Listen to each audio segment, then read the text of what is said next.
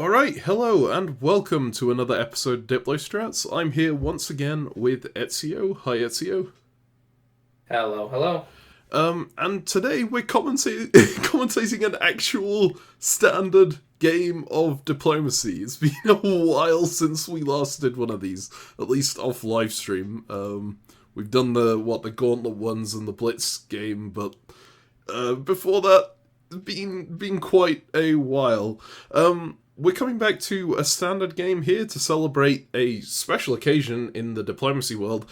Every February, every year since 2021, there has been a grand invitational tournament in the diplomacy world.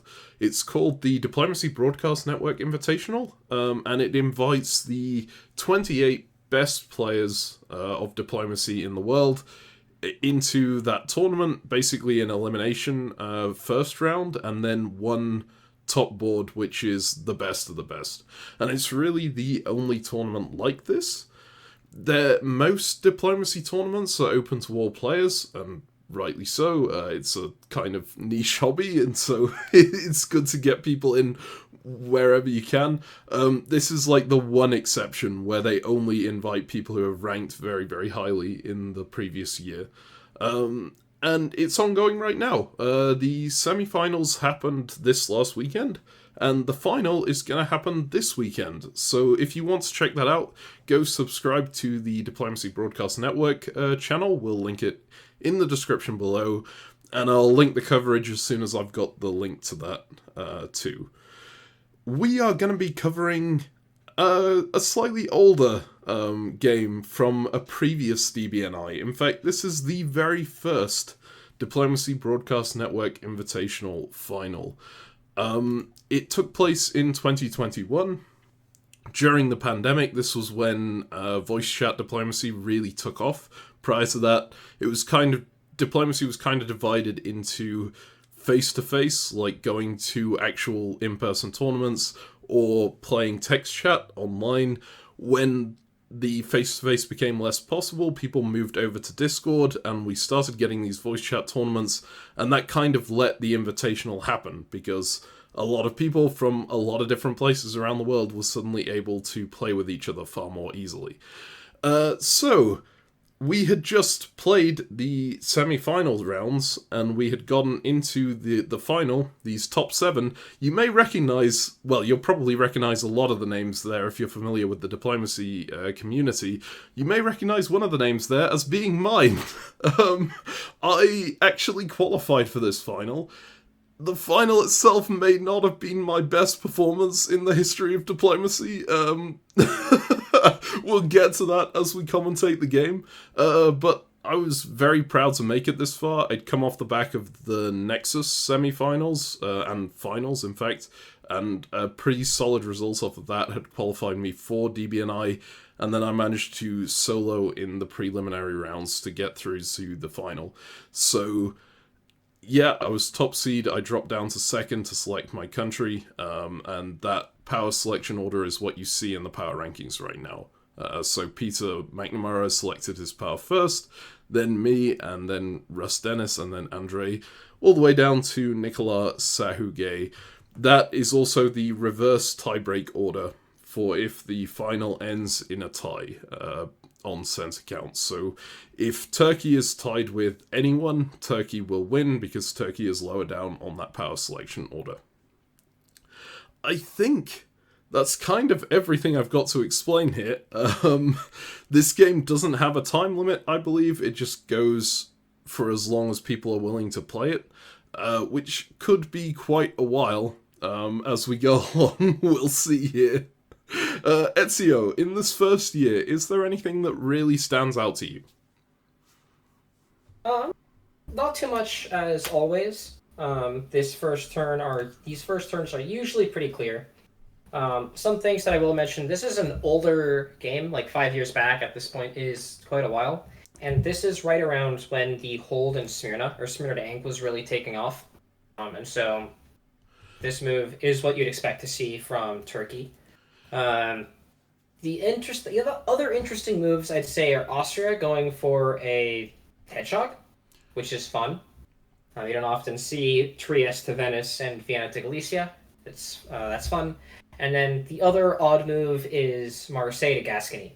I mean, and London to English Channel. Yeah, fine. London to English Channel. But these moves are, everything here is well within the realm of standard, but the combination leads to a slightly odd opening. Marseille to Gascony is, I think, the weirdest move here.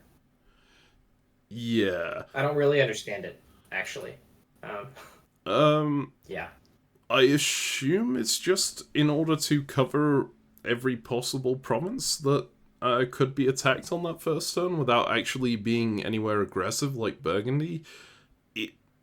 I don't entirely remember what the reasoning for this is. But yeah, it can just go into Spain, of course, if it needs to, and take that supply center. One of the huge benefits of being France is you can get away with pretty much any opening. It doesn't matter how strange it initially looks, as long as you have pressure on those two Iberian supply centers. You can just drop down and take them. Go for a self-bounce in Picardy. You're doing fine. Yeah, don't bounce in Picardy. This is Yeah, I mean, if you know that England is going for the Yorkshire pudding, you could go for the Picardy pudding as well. Does it count as a pudding if it's not all of your units? For reference, for people who don't know, the Yorkshire pudding is when you have, as England, you order all of your units to Yorkshire on the first turn. Generally not seen very much in competitive play for obvious reasons. Yeah. Wait, you could Gascony pudding as France? You could Gascony pudding, yeah. I don't know. Marseille can still take a center, though. It's so weird. Yeah, France I don't know. is that weirdly strong power where you can just take a center even if you do bounce. Like, France's position wouldn't be that bad if you do that, to be honest. Yeah, it leads to potential for bad things to happen, but if most people do standard openings, they'll still be fine. Mm-hmm. Yeah. Yeah, the move to Gascony, I kind of like it. It's a lot like moving into Spain. It has a couple of restrictions. One is you can't take Portugal with the army. So if you're trying to get both Portugal and Spain this year, you know that you're taking Portugal with the fleet. That's potentially useful to telegraph to the map if you're trying to make friends with Italy in particular. And the only downside to it, and also being a Gascony means you can cover Brest if you need to cover it, like you do in this position, although Picardy can too, so... Mm-hmm. Yeah, I could see something like you just take one of Spain or Portugal this phase, you use Gascony to cover Brest, and Picardy can still help with Belgium. So, like, Picardy can either be supported into Belgium, or can support Ruhr into Belgium. Either way, it's good. The main downside, though, is if Italy had opened into Piedmont, and you go for a bounce in Marseille, you cannot bounce and get back in Spain, is the only real issue with it. But obviously, Italy didn't do that, so you're fine. Yep. So just to clarify there, if you have that army in Spain, you can, and Italy brings their army into Piedmont, you can, of course, bounce them out and stay in Spain to retain the centre. Not possible from Gascony at all. Obviously, I mean, it looks like France was pretty certain that they weren't going to lose Piedmont in this case. Like, the Hedgehog really sticks out to me, because you never see this opening at this level of play usually, right? Sure. It kind of indicates that Austria doesn't trust Italy, and yet Italy in this scenario isn't really doing anything anti-Austria, right? They're moving down into Apulia, moving down into Ionian, setting up for that initial convoy into Tunis, not going for something like Tyrolia, Venice, anything like that.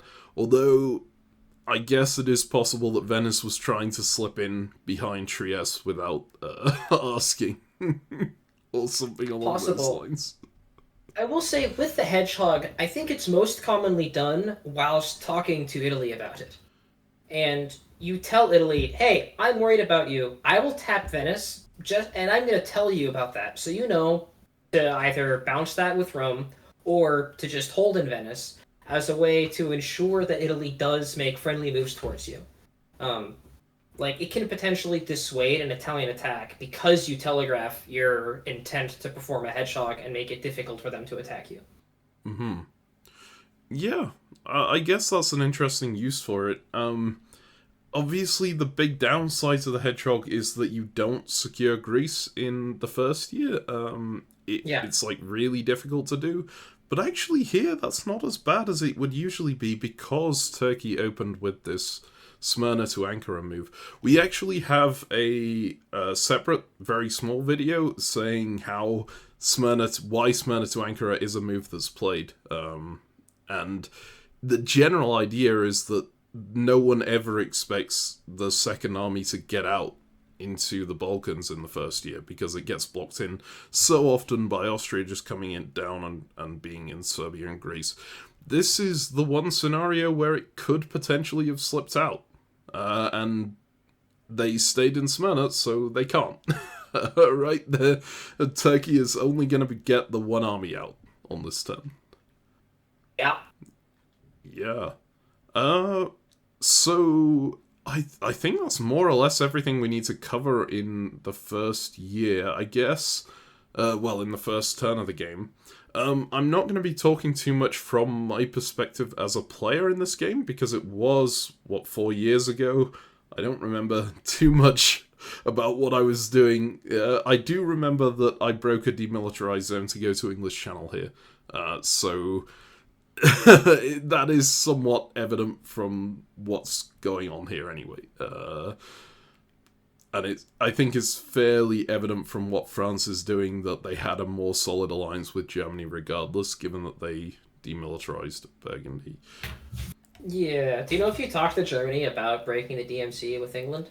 With France? I did. So this is going to touch on something that becomes a theme for me during the game, which is that the way that I qualified into this final, right, was going very, very hard in on one specific alliance with one person, to a level that we basically went full force momentum across the board, right? With extreme trust with each other, absolutely demolished the opposition, and then I came in for a stab at the last moment and managed to get a solo out of it. That was very normal for my style of play at the time, right? Trying to go very, very hard in on one specific alliance that I really wanted. And sometimes it works, and sometimes I try to force it a bit too hard. And it's something that I've generally moved away from in the years since this. In fact, I very much pivoted away from it now. I don't go into a game thinking I'm gonna go for a rock-solid, steady alliance for the whole way and try and push hard and fast across the board.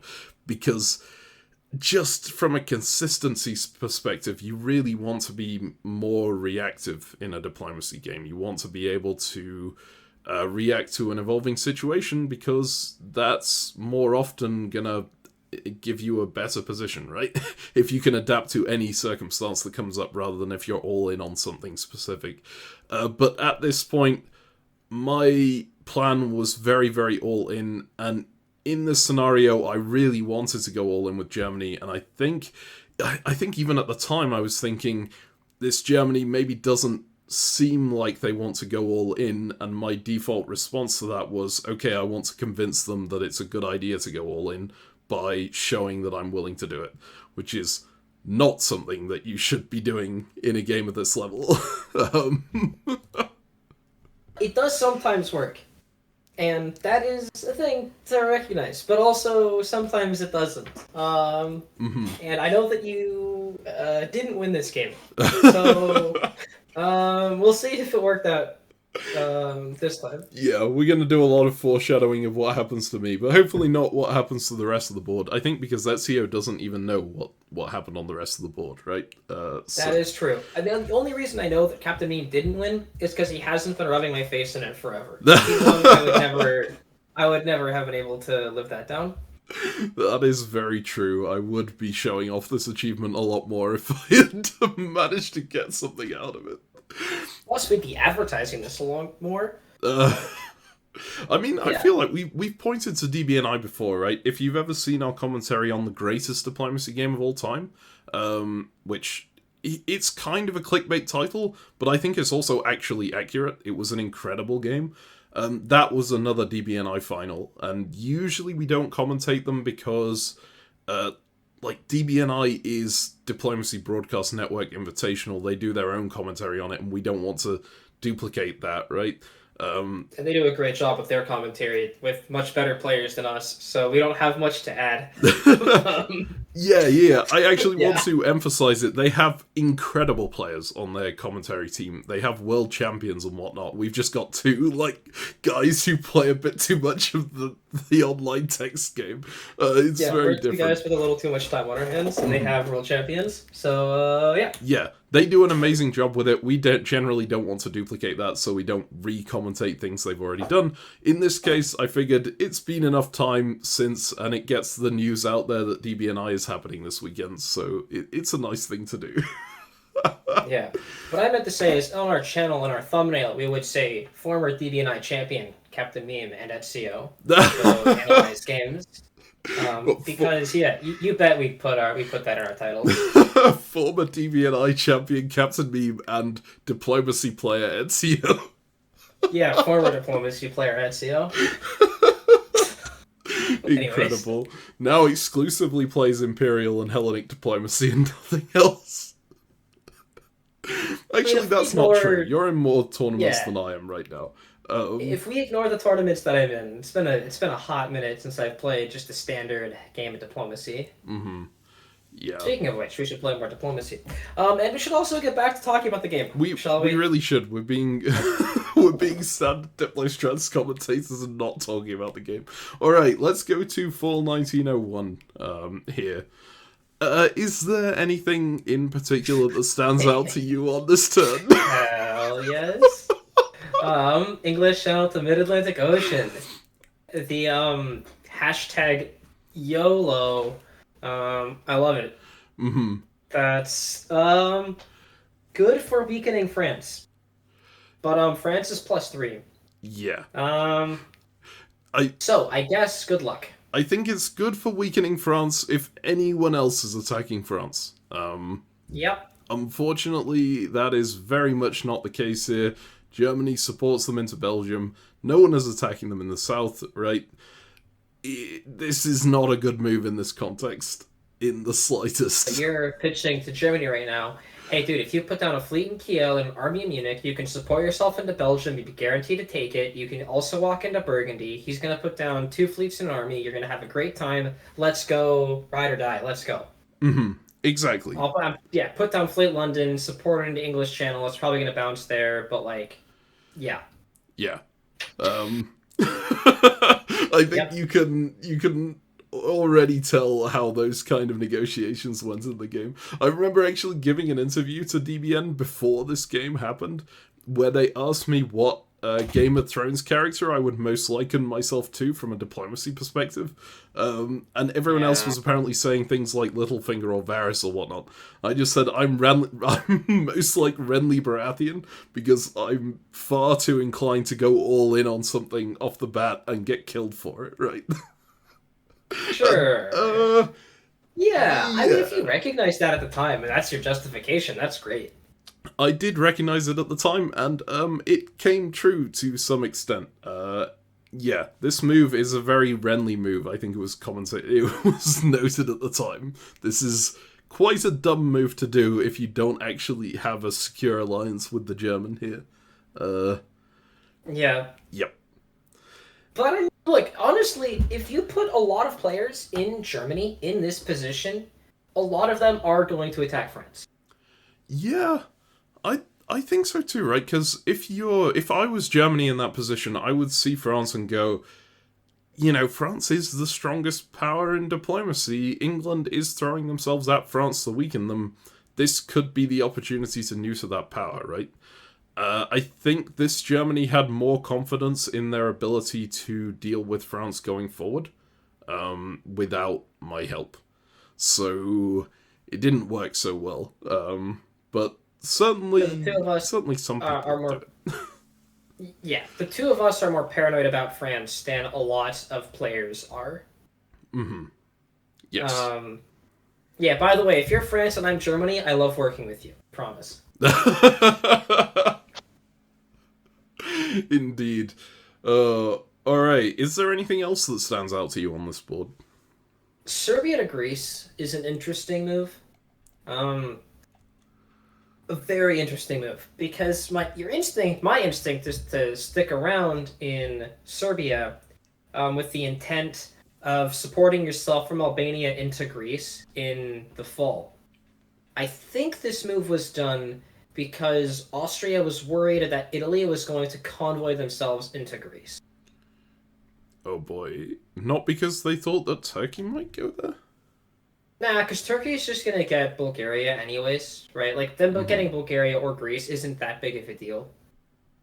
Um, I think you're totally fine with either one. I think the Italian convoy is the bigger concern.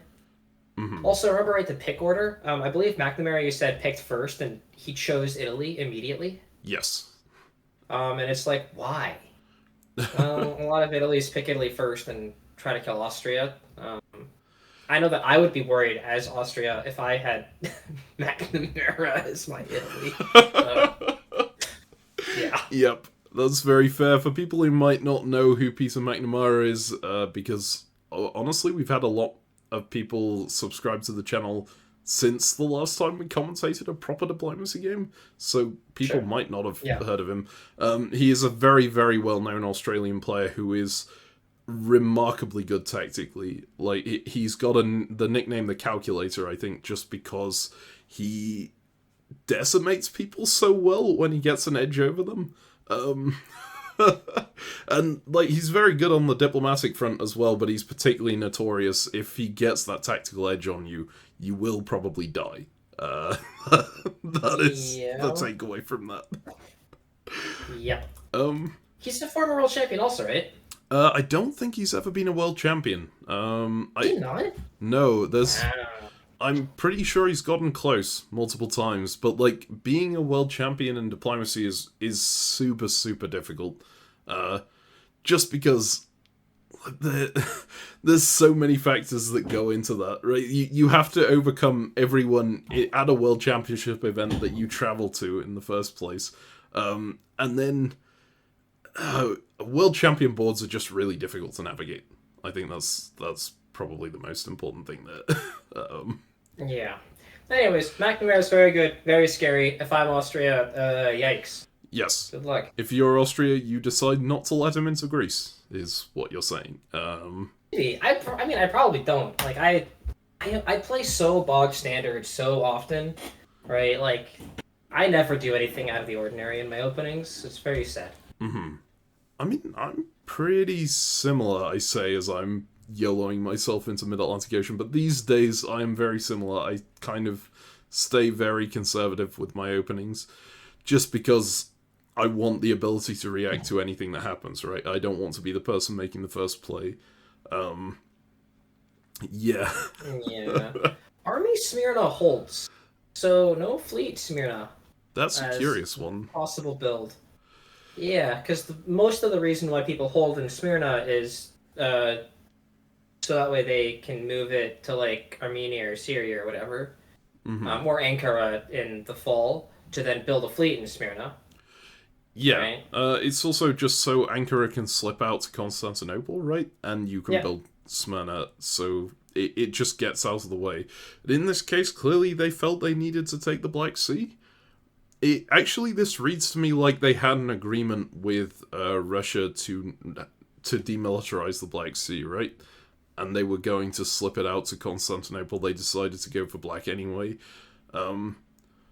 Bulgaria attacking Romania also seems to indicate that, because if... and then you don't follow it up to Armenia? Yeah, actually, that's curious. You would think that they'd send this up north. I mean, at least if they stabbed Russia, which has certainly looked plausible. I don't know. Well, I guess we'll see as we go along. Is there anything else you want to talk about? Germany let Russia into Sweden. Yep.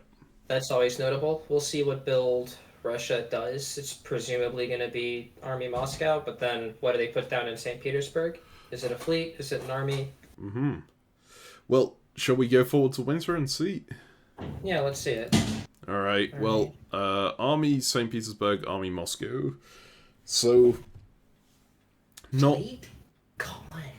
It's a pretty flexible thing up here. Yeah, sorry, you said Fleet Constantinople. Sorry, Fleet Constantinople. Yeah, Army Yep. St. Pete was yeah. We were just talking about St. Pete. Let's finish talking about St. Pete. I mean, Army St. Peter's just the most flexible unit here, right? Not building Yep. a fleet means you're not committing to one war or another. You're letting yourself do whatever. You can just move this south if you really need to. Yeah, I mean, or you just take Norway because you've heard that France and Germany are teaming up on England, and Yeah, and you may as well get something out of that, right? yeah. Anyways, But yeah, I promise, guys, I haven't seen this game. I've seen a lot of games like this one. Yep. Yeah. Uh-oh. So, Fleet Constantinople, you said you found interesting. Any particular reason? It makes sense. It's just, it makes me wish that Smyrna had moved, and then we could put the fleet down to Smyrna. Yeah. Because right now, Turkey is exposed. Like, Ionian can move to Eastern Med and have a guaranteed... Like, that's a guaranteed move. So, that's scary. Yeah, and they have... I mean, if it moves to Eastern Med, they don't have the guaranteed convoy, right? Because Turkey has kept this army back here. Yep. But they still have a double attack on the Aegean, which can be really problematic if your fleets are trapped in. So, yeah, seems difficult to deal with. We'll see how that situation develops. I guess to some degree, though, this is me looking at it with the perspective of I'm assuming that Austria and Italy are going to work together because they almost always do in a situation like this, right? And maybe they won't here. We'll see how it goes. The hedgehog certainly indicates otherwise. Yeah, I mean, a little bit. Not that much. Anyways, yeah, we'll see how that goes for Turkey. It's definitely an exposed position. Obviously, France, with 3 builds, puts down 2 fleets and army. Yep. Incredibly standard. Fun move. I think Mid-Atlantic Ocean to Gascony is the best tactical move here. Really? Yes. Why? Because Spain is moving to Gascony, and Marseille is going to move to Spain's south coast with support from Portugal. So you bounce Gascony and you keep Spain stuck. Oh, interesting. I actually do like that, yeah. Huh. It's one of those fun tactical little puzzles there. Because Brest is almost certainly moving to English Channel, so London's going to bounce that. I'm assuming we're still in the, oh, please, Germany, go kill France. Please, for the love of God. Yes. Help us, save us against the evil might of Russia and France. Mm-hmm. And, I mean, honestly, if you bounce Gascony, like, France is going to be very annoyed. They're going to give you an evil glare. But what other moves does France do? And is France ever going to support Spain to Gascony? No, I wouldn't expect it. I think that... Well, shall we go to the spring and see whether your proposed counter move there would work? Because I think it probably would. Yeah, it absolutely would have been better than what I did here. Just pulling myself back to English Channel. Yeah, well... Yep. It's unfortunate. This would absolutely have stalled France a lot, and I think that's actually kind of important, because Germany goes for Burgundy with 2 here, right? Yeah. Not Belgium, which is a little surprising, but hey, it's fine. But Germany also went for Helgoland Bite, so I don't think it mattered that much. Yeah, just... That looks agreed, honestly. Yeah, 2 for 2 bounce, I guess so. A 2 for 2 bounce coming the right way whilst taking Helgoland. Like, I doubt Germany is stabbing both of you this phase. So, it's probably they talk to France and they're like, hey, France, let's go finish off England. I can tell you're worried about Burgundy. Let's bounce and call it a day and be safe. Yeah, it makes sense. I'd agree. Do you think there was a misorder last phase? I'm looking at Turkey now, and I see that Turkey now is moving Smyrna into Armenia. You think the hold was a misorder? I think the hold in Smyrna might have been a misorder. It's absolutely possible. I guess we'd have to ask Nicola whether that was the case or not. I'm not sure whether he'd remember it this long. Yeah, out. it's been a while. But yeah, it would certainly make a lot more sense, I think, if that was a misorder, because it would mean, he was just fully committing against Russia and forgot to enter that particular order. Yeah. Yeah. And ultimately, it didn't particularly cost. Tactically, Nikolai is working with Austria, and so they're able to take Romania, and they got into Armenia, so now there's still pressure on Sevastopol. St. Petersburg held up north, and because of the pop in Romania, if Austria and Turkey continue working together, Sevastopol gets forced this year anyways, and pops the fleet, which is wonderful news for Turkey. It would mean Turkey's quite happy, and Italy didn't go for Eastern Med, and so Fleet in Khan didn't cost versus Fleet in Smyrna. It ends up in Aegean, which is standard location. Yeah, it's actually really interesting from Italy here, right? Because they're not being attacked outright by Austria, but it's clear Austria is working very closely with Turkey right now. I guess Austria doesn't necessarily have to keep working with Turkey here, right? They can now just collapse in on Turkey if they wanted to. Austria can just take Bulgaria and go +3. Mm-hmm. Yes. Assuming Turkey goes for Sevastopol. Which, you would want to. Yeah, it does look like that's what Turkey's committing to here, so... Yeah. But the Italian play here feels like they're nervous about Austria, right? You're convoying back to Apulia, you're saying, I don't want to leave myself unguarded here. It could also mean that they were just a bit worried about the French fleets, but I don't think you would be in this situation, right, with the English unit in Mid-Atlantic Ocean. So Well, yes, but also now, if you look at the position, Mid-Atlantic Ocean can get into North Africa and Spain can get into Western Med still. Mm-hmm. Right? This position is actually a very scary one, and France could turn around. Obviously, it's a little bit of a difficult diplomatic position you find yourself in, Meme, because you have to convince France, hey, you should go after the Italy, not me, please. Smile. Yep. Yeah, good luck. Not something they're particularly willing to accept after I walked into Mid-Atlantic Ocean in the first year. But you did walk out of Mid-Atlantic Ocean of your own volition. Yes. And I've gone full Brexit convoying the army back from Norway as well, just to make sure that I don't get...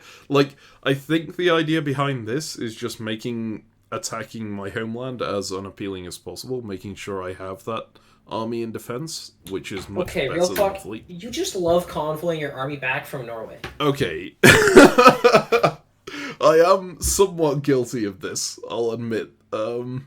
If you had kept it in Norway, there's a solid chance that Russia decides to pull St. Petersburg south to Moscow, right? Because that's what they want to do to help defend in the south. They want units in Moscow. Mm-hmm. And if they just commit Sweden to take Norway, they can't take it, obviously. They'd have to use 2 units. So if you kept your army in Norway, there's a chance you actually hold on to Norway.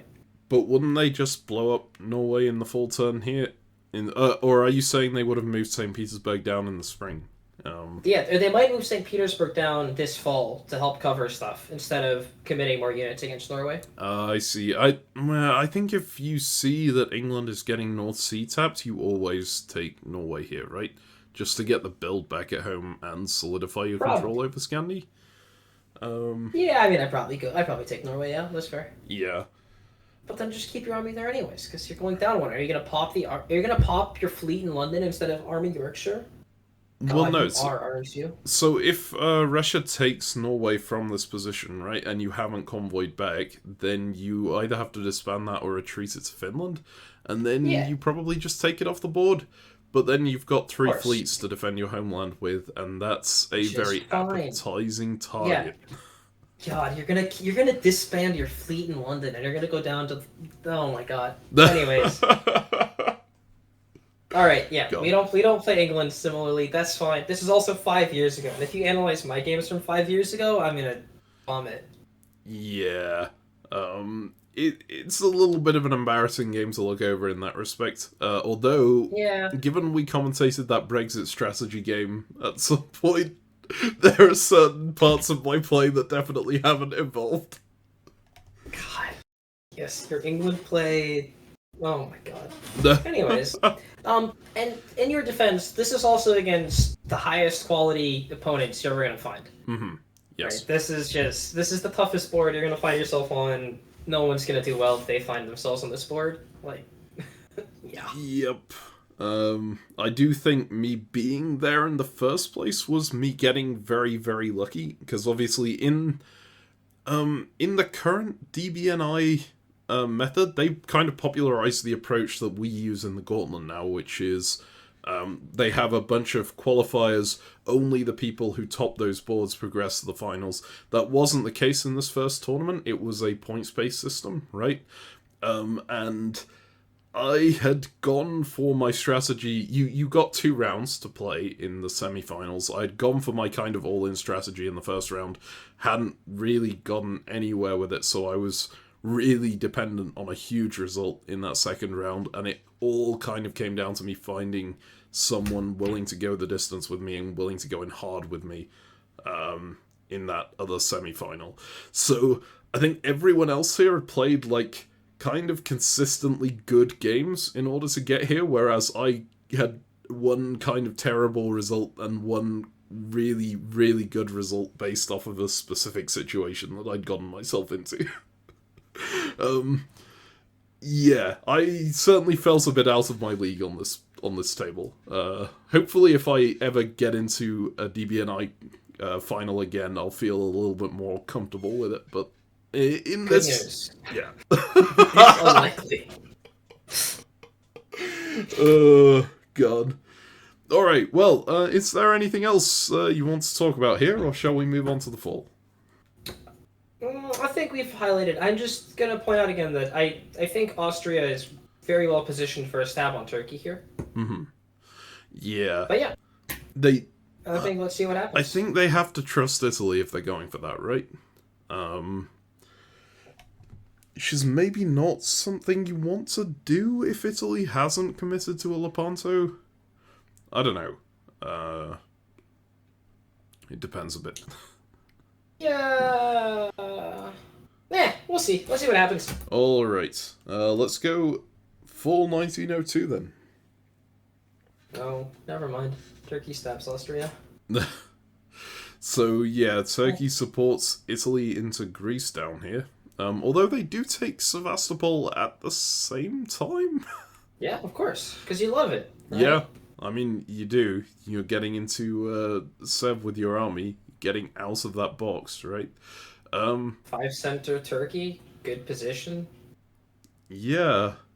And Turkey is support holding Romania as well, so they clearly don't want Russia to make any progress here, even as they're advancing against, they're pushing Italy in against Austria in the south. Yeah. It's an interesting strategy. I mean, look, we have a solid Italy-Turkey alliance. Yeah. I wonder how it develops from here. Like... War? Yeah, but how efficiently can Turkey pivot against Austria when they've just irritated the Russian this much, right? Russia is presumably going to be gunning to get Sevastopol back off them. You can push Sevastopol into Romania and try and push in that way, but then you end up a bit sandwiched, I think. I don't know, it feels a little dicey to me. Yeah, I mean, dicey, sure, but I think you're supposed to do this every time as Turkey. Mm-hmm. Getting the Russian fleet and Sevastopol disbanded is such a coup. Like, it is the single biggest threat to you as Turkey, and most Turkeys spend the entire game bouncing in Black Sea because of it. So now they can get it disbanded, they're in Black Sea, they did all of this with only needing one fleet. This is huge. Yeah. So you think the idea here is that they just peace out Russia and say, hey, we got rid of the fleet, that's all I really wanted to do, now let's go kill Austria? Maybe. Or they just say, hey, I'm in Sevastopol, and what are you going to do about it? I can support hold it. Like... Yeah, I don't know if you can... Obviously, you can support hold it from Black Sea, yeah, but in order to get out of your box, you kind of need that unit focused on the Balkans. Yeah, it for sure helps. You are still building as Turkey, and Italy did attack Austria as well. Mm-hmm. So I don't know. You could be fine. I think you're like my concern as Turkey in this position, honestly, is that Italy is now in Greece and Ionian with a fleet, and can therefore put two on Aegean, and that always scares me. And I have to hope that Italy is willing to work with me against Austria, which Mm-hmm. is always a little bit of a clench moment. Yeah. Yeah. All right. Well, we'll see how that plays out. If we look in the north, here, Yeah, yep, yeah, problematic times happening. yeah. I mean, it's a tough fight, Hmm. but good luck. Honestly, as Germany, I no longer feel happy about this. About Um, attacking me, or yes, this as when if I'm looking at this position as Germany, I am getting all sorts of red flag vibes of oh my god, France is going to get everything off of England and I'm going to explode afterwards. mm-hmm. So I am feeling very scared at this point, and I don't know. Like I said, I probably take you up on your offer, and I probably go out for France. But obviously, the timing of it is so hard. Yeah. Right. So, yeah. I mean, I agree. The fact that I'm holding North Sea against them means that they're not really getting anywhere in here. I would assume that they just get traded Belgium at some point, but they can't get traded very much more than that. And it doesn't look like they're in position to take much more than that. So, I would agree with you. I think it might be in Germany's interest to just break this alliance with France right now. Um, Then like stab for Burgundy as well while you take Belgium, but yeah. it's tough. This was kind of the phase because starting next year, England's gonna or France is gonna get stuff. I assume there's a convoy to Clyde incoming, which is guaranteed, and then Liverpool is probably following immediately after. So Mm-hmm. yeah. Uh oh. Yep. Oh well, maybe you can get Italy to help you, but no, Italy just left Tyrrhenian. I. Ah, unfortunate. Uh. Yep. It feels like France is on top of the world right now. Yeah, it's power rankings, or we do see builds first. Yeah. Well, let's go through to winter. And then we can have a look at the builds here. So we see Army Moscow going down. Austria does get two builds. Because they got Greece popped, right? And Italy building Fleet Naples, which is probably not what you want to see as Turkey here, right? True, but Turkey also countered with Fleet Smyrna, so Turkey is hardly a sitting duck. Yeah, that's true. And I take off Fleet North Sea, which I can't remember the reasoning for Yeah. that. Hmm. I mean, yikes. Yeah, you do ideally want to keep North Sea in this scenario, but I guess I still have two on it to bounce the German out, so it's not the end of the Maybe. world. But, I mean, look, it was tough to hold everything anyways. You were in bad shape. The Hmm. worry is that because we expect a convoy into Clyde, it's very likely that you're going to need to use English Channel to help cover Liverpool. And so you're probably not getting anywhere. And Yeah. so I suspect your best bet is to diplomatically say, "Hey, Germany, I can't defend. Like, I'm going to do my best to defend against trans, um, but like that's not going to happen. So your time is running out before they take everything from me. So Yeah. it's now or never, buddy." Aye. Well, on that note, power rankings wise, would you put France in first? Yep. Yep, it is the usual story. France at the top of the table. Well, and I am assuming England is in solid last place at this point. Yes. Yeah, I agree. Um, Everyone else is where things get confusing. Hmm. Because they're all on five centers, which is cool.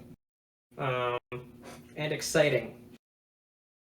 But which 5 centers they all have are weird. Because Turkey being on 5 is generally the biggest red flag. It's this country is on 5, bad news, red alert to the rest of the map. But these 5 don't feel great. Needing to have the 3 fleet, 2 army split of Bulgaria and Sevastopol, but not Romania. It's often fine, but Russia is under no pressure and is able to contest Sevastopol and Romania. Austria is still on 5. Normally, when Turkey's this big, Austria is not this big. And, like, Russia's lost stuff, and Austria's lost stuff instead. But no. So, Austria is very dense and able to hold itself for a while. And then there's Italy, who's on 5, and you have guesses to hold Aegean versus Eastern Med every turn if Italy goes for you. And because both of you built a fleet here instead of armies, it looks much worse.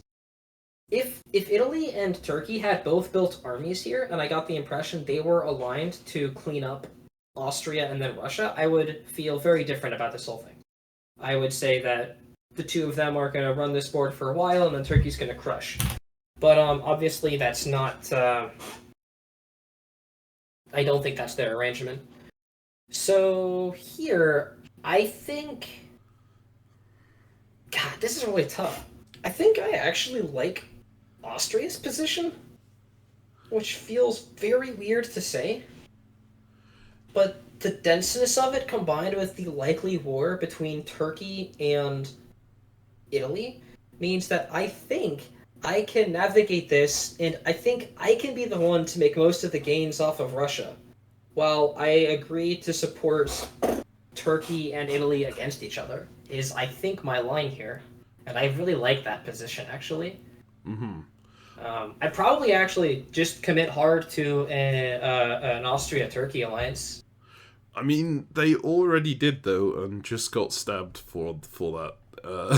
Yeah, but, like, sometimes all's fair in, like, stabbing and stuff, and, like, look, it supported Italy into Greece. Okay, fine, and then Italy built a fleet. I assume that wasn't part of the deal that Turkey and Italy had, so I assume they've just stabbed each other, and, like, look, what's a little messing around with Greece between friends? I couldn't have built anyways, right? Vienna was occupied, so it's totally fine. No harm, no foul, but blew up my fleet. It makes our alliance even stronger. Sometimes the position on the board dictates it. Yeah, I mean, I can see it. Alright, so you want Austria in second place on the power rankings. Who's after that? Italy. Alright. Because I don't think the AT is very likely. And if the AT doesn't happen, then I think Italy's in just good shape. Yeah, because... It's a solid position. Yeah. Italy also gets to pick if this war is ongoing, right? Whether to attack Turkey or to attack Austria. Yeah. Most likely, I think Turkey, just because they've got the guess that they can make every turn and potentially make gains here, right? Whereas... One is that they just worked with Turkey, right? Yeah, but I don't see how they make much progress against Austria in the near future. They have to come up to Adriatic, right? And they have to come up to Adriatic, and it's annoying, and then they need, like, probably Russia or Turkey to help, but, like, we'll see. I don't know. Like, Turkey just helped Italy into Greece, which I think is a good thing. It's a good sign of them potentially working together in the future.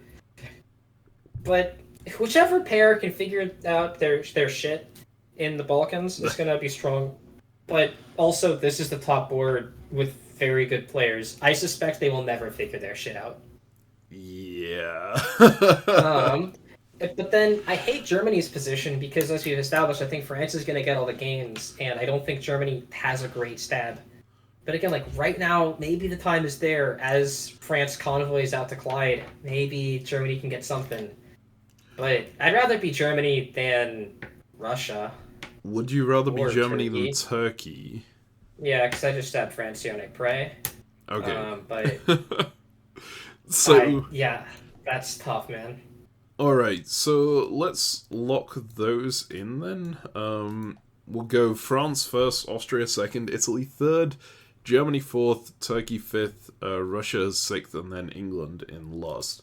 Although incredibly close between everyone. Worth reiterating that it's a really hard decision to make. Yeah, yeah. It's very close between all of them. Okay, all of them except me. Yeah. Except France and you. The easy ones they got out of the way, right? Yeah. Let's see the spring. This is an exciting spring. Yeah, alright. Let's go through to spring 1903. Yeah, this is how you can tell it's a top board. No one does anything. Except Italy is like, no, France is getting too strong, and I am going to mess with Italy now. Mm-hmm. That's what people do on top boards, man. Yeah, moving Tyrolia over to Piedmont, moving Naples into Tyrrhenian Sea, getting ready to do that pincer attack on Marseille, even though there's very little chance of them actually getting a dot out of it, right? France can quite easily defend that. But, yeah, Yeah, I mean, quite easily. It forces Spain back into Marseille, and then you can get the Gulf of Lyon, and then you still got good pressure on Marseille. Yeah, that's true. And you can, of course, go to Germany and say, hey, you know, France is going to be under pressure. You should probably take the stab opportunity here as well, right? Because this is the one chance you're going to get. For sure. Yeah. Although Germany, meanwhile, is going to be like, yeah, but I can also take Eddie. So. Yep. That is. Or London. It's guesswork. Anyways, yikes. Yeah, this is maybe good reason for me to have kept North Sea on and just been supporting Hold That still to try and force Germany into a position where they had to attack France for their growth. Yeah, exactly. It's clear they can't get anything from you. France is going to be growing off of my corpse, so go stab them or you don't get anything, as opposed to you got a 50-50 and a solid ally. Yep, exactly. Oh, well. Yeah. So, France does do the obvious convoy here. Ezio had mentioned the convoy was going to be into Clyde. It's really obvious to our eyes, but the idea behind that is it's just the guaranteed one, right? It's not into a centre, but it gets your army onto the British homeland, and that puts it in an incredibly dangerous position against the British, just ready to support into Liverpool or walk into Eddie, or in this case, even support the Germans into Edinburgh. And there's very little England can do to stop that. Although you can see I'm trying, I'm rotating everything that way. I think some of this isn't even necessary to rotate that way. London into Wales feels suboptimal to me, but at this point, there's really not that much I can do. Yeah. Unfortunate. Alright, and then we glossed at this very quickly at the start, but nothing happened around Austria, Turkey, and Russia. They all just held, trying to say, hey guys, you want to make the first move? No? Okay. I also like how Aegean didn't even support Hold Bulgaria. It's a fun touch. That probably should have happened, but...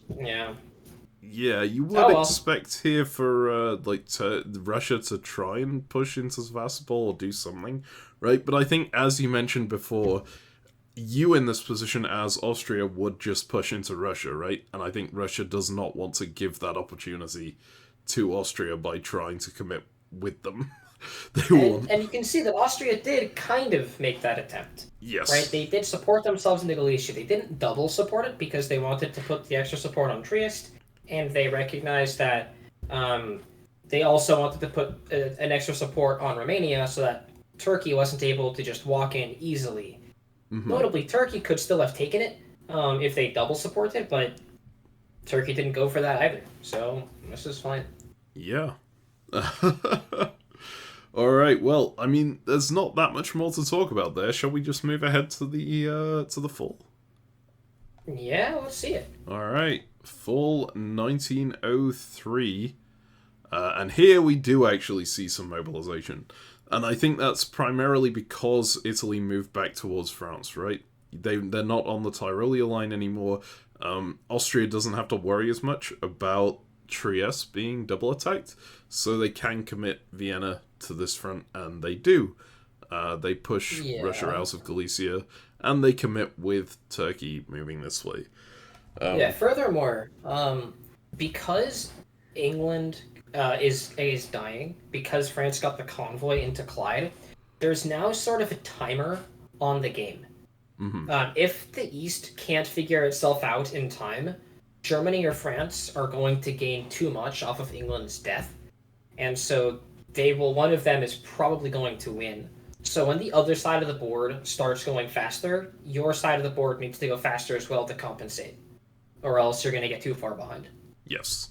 Yeah, because if the other side of the board resolves, then they probably push across the line, and then you're not exactly locked into whatever position you were when they pushed across the line. Obviously, there'll be internal jostling, but the problem is every bit of that internal jostling is an opportunity for the person on the other side of the board to push further in onto your side. So even, like, if you do manage to get the upper hand, and the best person to be in that situation would be Turkey, right? If Germany and France push across the line here, do something along those lines. You can start pushing out, but it's quite likely that these powers will have gained more than you at that point. And so you have massive problems. Yeah, I mean, I agree. You can see, though, Peter McNamara in Italy not actually really committing against France at all. He did move Piedmont to annoy them and move into Marseille, but Tyrrhenian Sea is just holding here.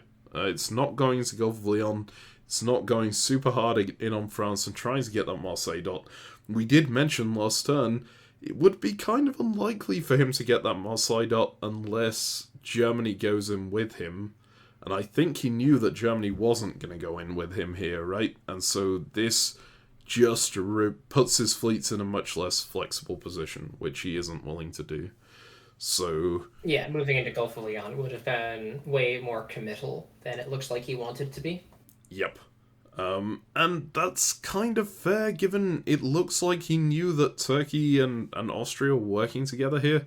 Do you really want to leave yourself open when you know your two neighbours on the other side are working together? That's it's a tough question. Well, I say it's a tough question. It's not a tough question. It's a very easy question. No, you don't want to leave yourself open to that. But it does leave the question of what's he going to do, because he's not going in on Turkey either. Yeah. I think that might be more or less everything. I guess we need to talk about the fact that Germany convoyed France's army from Belgium into Edinburgh. Who do you think is getting the better end of the deal there? I mean, if Germany stabs France right now, then I think Germany is, but if not, I think France is. Mm-hmm. Yeah, it's an interesting one. I don't think you usually want to have double armies on the British mainland as France. As effective as it is, it does trap two of your armies up there and make it quite difficult for you to get them home if you need to, right? And so yeah, and that's why I think yes, exactly. Yeah, that's why you're saying if Germany stabs right now, then France is in some trouble because they don't have those units back to deal with this, right? Yes, because France is not building, despite gaining Eddie, they lost Bell, and so they're still neutral. Germany's going to be +1, and Germany has 3 armies on this front ready to go.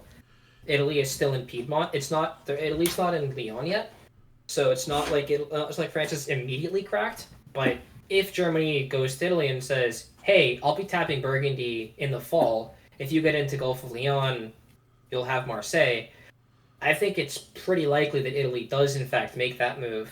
Happy to get the build from Marseille and probably then Spain to follow. So, and frankly, as Germany, we've been talking about how scary it is. If Germany waits too long, though, if Germany waits another year, then France is going to have the builds to contest this. Yeah. So, yeah, it's a scary position to be in long term for Germany because you can't get any more centers off of England. 2 armies from France on the mainland on the British land means you can't get anything. Yep. Yeah. I agree. Other thing to watch out for, of course, I think my moves at this point are pretty irrelevant as far as I'm concerned, right? I'm not surviving this. But there is the question of what am I going to do with those units, because if I have 2 units on Mid-Atlantic Ocean, if I use those to pin down the French fleets, then Italy and Germany can have a much better time here, right?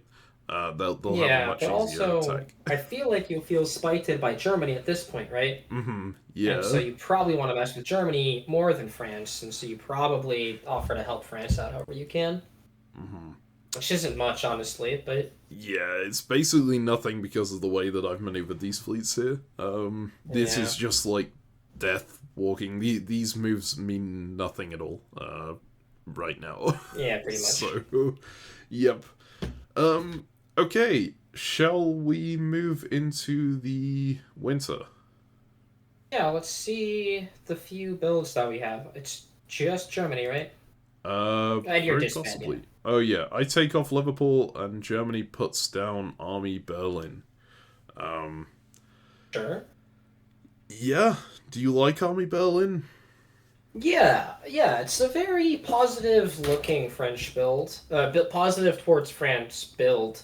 But it's not necessarily that pro-France. Like, you can still support Munich into Burgundy and move into Munich to back it up.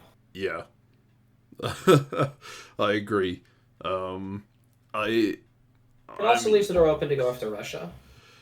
Yeah, it does. And it also leaves the door open to defend yourself if Austria just runs across the line at you, which they probably shouldn't do here, but you never know, right? Dude, I'd be so tempted to put down a fleet, though. Yeah. Because I Russia is probably pretty put weak down a up here. fleet. Yeah, I go for Scandinavia. I think 3 fleets is nice. It helps prepare me for the fight with France post England. Like, North Sea is a hotly contested location, and so I want to be able to make it clear that there's no incentive to gain. And also, yeah, if I put down a fleet in Kiel, then I can get into Baltic Sea and Denmark. I can bounce something out of Norway. It looks very good for taking at least Sweden this year and probably Norway soon after. So, yeah. Yeah. Alright. Well, yeah, and I guess also my disband is just the one you expect from someone who still wants to have agency on this game, because that Army Liverpool, as good as it is for defense, it will never beat 2 French armies up in the north. I'm not going to be able to hold my homeland at this point, so may as well just do something with the fleets instead. Yeah. Definitely. Alright, let's go to Spring 04. Man, we are blitzing through these years. It's only been an hour and we're 4 years in already. Zooming. Uh, Okay. Alright. So, actually, France convoys their army back to Brest, one of them. I guess maybe Yeah. panicky about the fact that Germany has this potential stab on them, right? Yeah, there's definitely cause for concern there. But they also help mitigate it by letting Germany convoy an army up. And so now the 2 of them have 1 army on the British mainland. And so it's far more equitable. Yeah. And it looks to me like Germany is working closely with Russia. I suspect that Germany knew that Austria was moving into Silesia with the goal of cracking this Warsaw-Ukraine-Moscow line. That's very annoying because Galicia, Romania, and Sevastopol can't break it themselves. So you need to get out. But Germany stops that from happening by moving into Silesia. And this doesn't look like it's an anti-Russian attack. There's no move into Denmark, and it's not a move into Prussia and Silesia. So I think this is actually pro-Russian defense. Yeah. And it's really quite interesting, right? Because it does come down to what you were saying before about the other side of the board kind of needing to sort their whole situation out quite quickly because England is getting demolished, and this is very much preventing it from doing so. If Austria wants to stick with Turkey, they needed to get into Silesia to attack Russia. There's no other option for them, really, for progressing there. So it's going to force some kind of change in alliance structure in the East, or it's just going to force the East into a stalemate, which Germany will be very happy with, right? Yeah, and you can see that Italy is already trying to change the direction here. Italy is trying to support Austria into this Turkish center in Bulgaria. Cut Aegean, just trying to support the attack. And I think there's a chance that it happens this turn because it's guaranteed. Yeah, I'm curious that they actually did this stuff, and Austria didn't accept it, right? I feel like you only enter this support and this tap if you think that Austria is actually going to take the support. Because otherwise you're just annoying Turkey, and that's not necessarily something you want to do. But then again, maybe they just want to absolutely show, I'm willing to do this, Austria, please come on board with me, right? Yeah.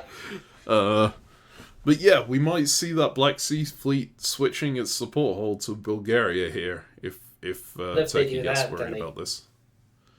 Yeah, if they have to make that change, then Russia might take Sevastopol. Yeah, it is possible. Alright, well, shall we move ahead? I'm gonna take... Yeah, I'm interested if you think that France is going to move against Italy here. With the fleets? Well, yeah. Yeah. So they have the possibility to move into Western Mediterranean and North Africa.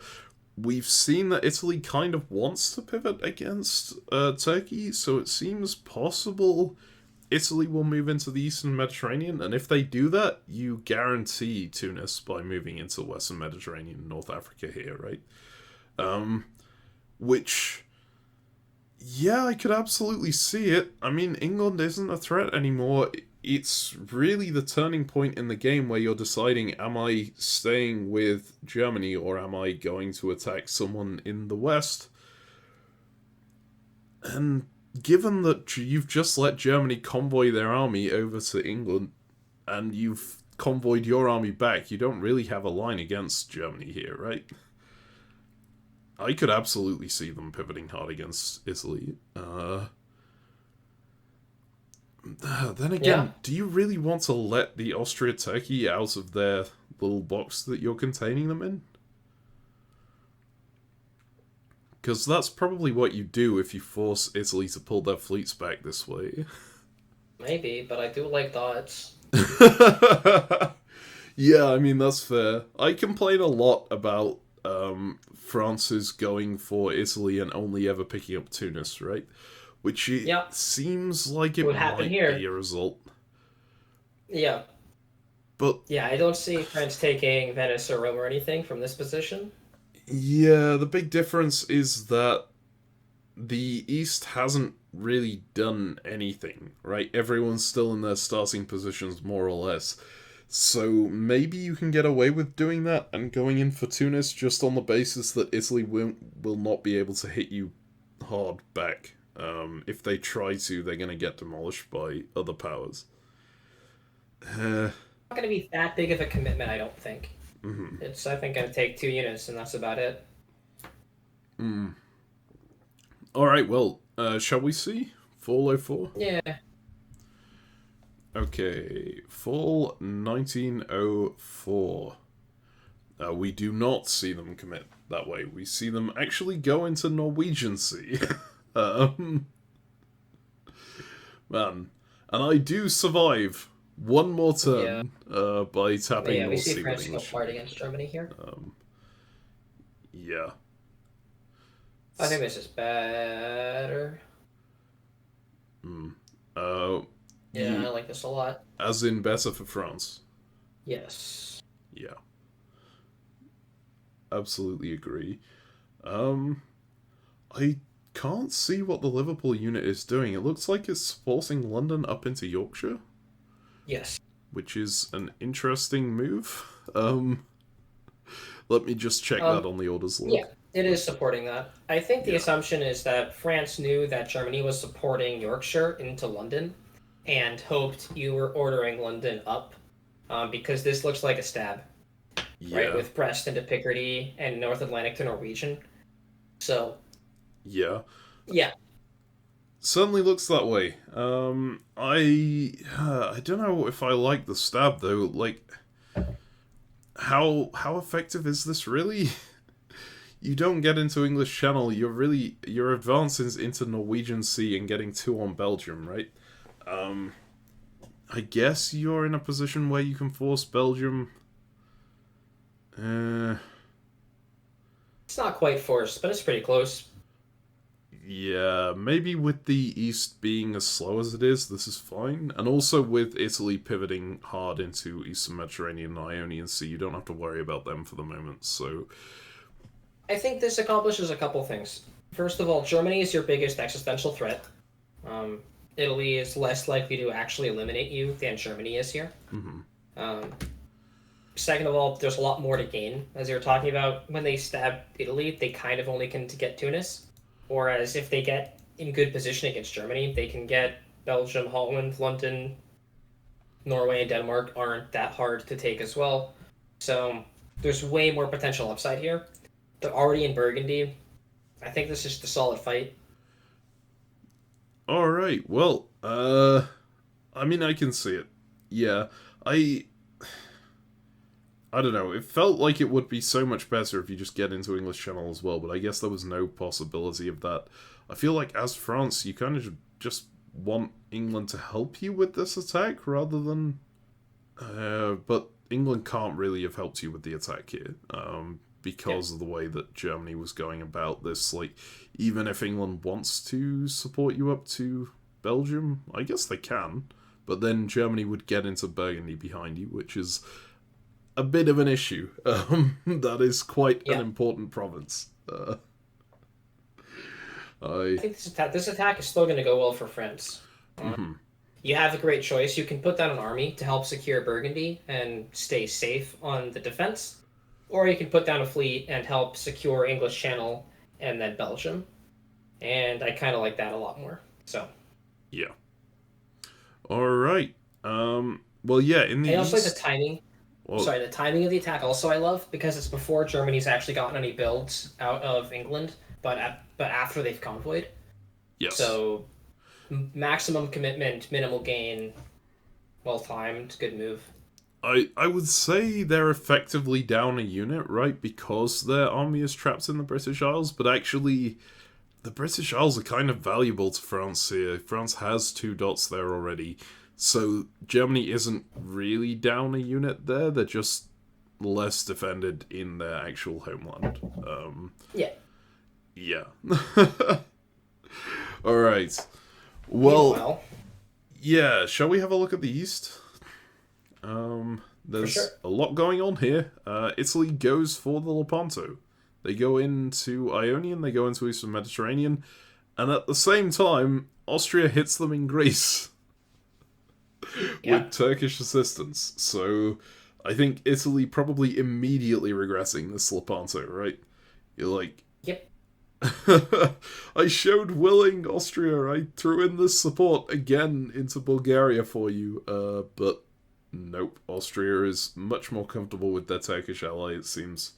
Despite Austria has managed to put themselves in the perfect middle side where both parties want Austria as their ally. And therefore things worked out.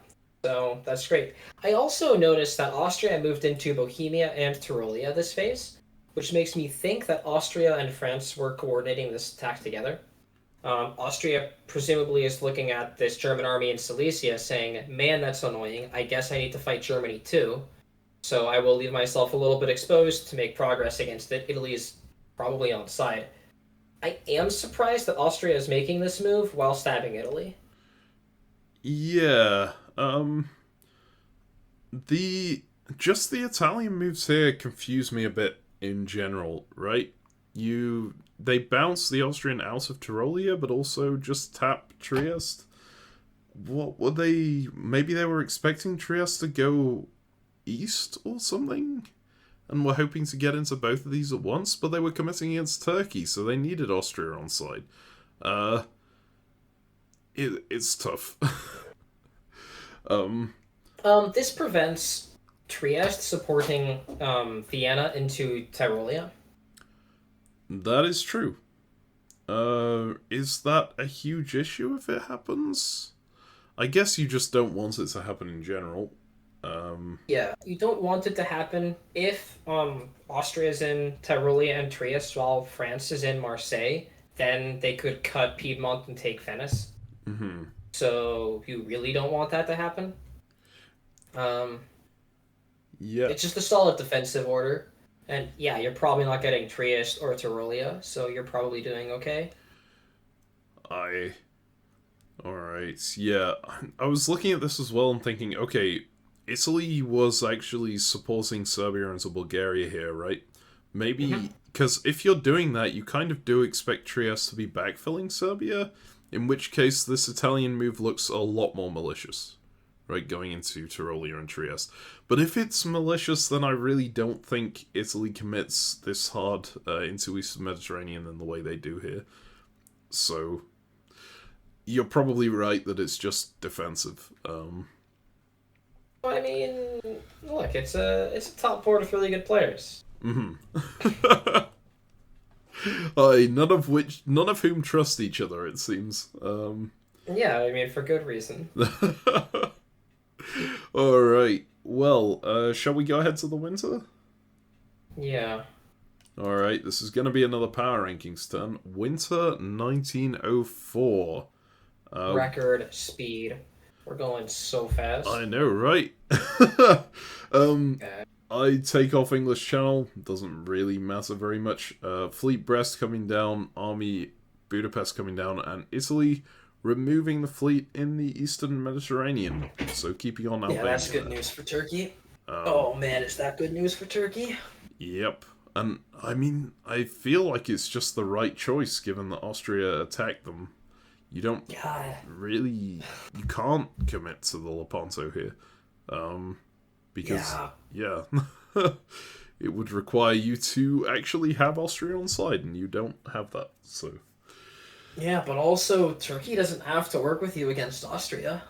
Yep, they can just stay on board Yeah. with their current alliance.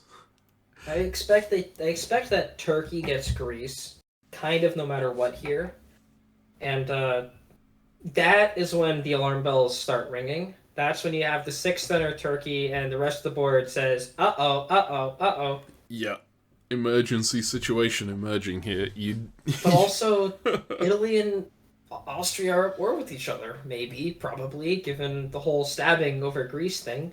But, that said, Italy stabbed Austria first over Greece at Turkey's behest, and now Austria stabbed Italy over Greece at Turkey's behest.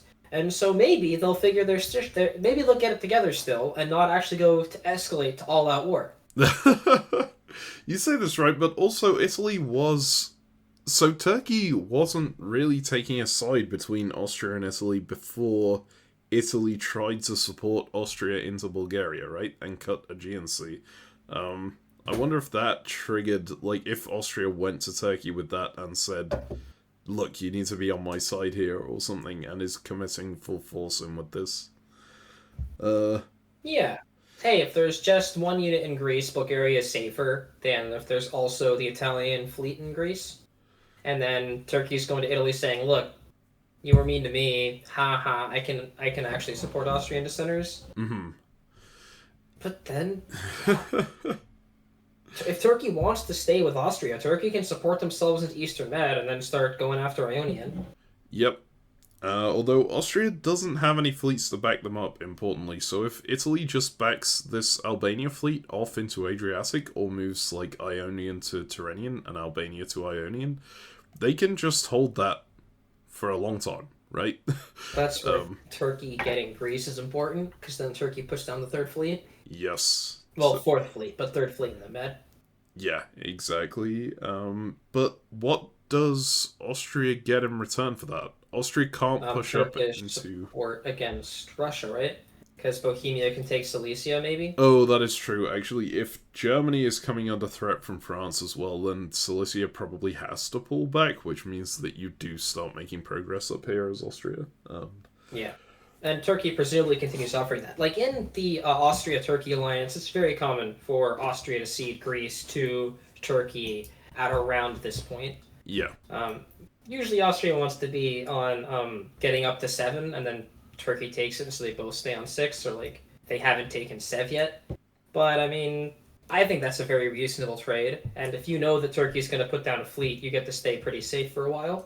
Mm-hmm. Although, again, we're reaching, like, those butt clench moments in the AT when Austria is not quite growing fast enough to stay safe. and Turkey's just sitting in the corner threatening Romania forever. Like, Yep. as Austria, if Russia's off the board, I feel like Turkey stabs, and then you're very sad. So you don't really want to eliminate Russia, but also, where else do you grow right now? Like, yeah. Yep. Well, it's why Yeah. the Austria-Turkey alliance is not all that favoured, right? It's just a very dicey alliance to play. For Austria. Yeah, for Austria. Obviously, other powers like it quite a lot. Yeah, and to be clear, it totally does work very frequently. It's not at all weak. Usually, though, as Austria, you want to get the upper hand on one of your neighbors by either stabbing Russia or Italy preemptively, and then you're quite big, and then you work with Turkey while Turkey is very small and, like, barely alive. Once Turkey gets big like this, it becomes very difficult to maintain that alliance, as we're talking about here, because man, Turkey can kind of stab you whenever, and if Turkey does, then Turkey probably board tops if the timing is good. Obviously, right now, I don't think it quite works, but yeah, if you pull away too much, you're gonna lose. Yeah. Anyways, that's the case for every alliance. Like, this is a top board. You're playing against great players. You can't afford to, yeah. You can't afford anything. So this is a power rankings turn. Who would you put in first place right now? Really? France? Yep. It's still France, right? France is France. just too Still strong France. here. They're also just at the top of the SC count. They're on 7. They also Germany have the on most 6. SCs. They also are in a corner. They've eliminated England, and now they have the entire leftmost side of the board. They've got more fleets than Germany. This is just, yeah, it's looking very good. Yeah, and the Italian fleets are looking to be pinned down For a by long time, yeah. Turkey. Yeah, so Yeah. I do think Turkey is second, though. yeah, I would agree. Turkey, I really love this Turkish position. I think it works out really well. Yeah. Who Very would you cleanly put? played. Who would you put in third? Here it gets a little more interesting. Yeah. Nobody. I guess Austria.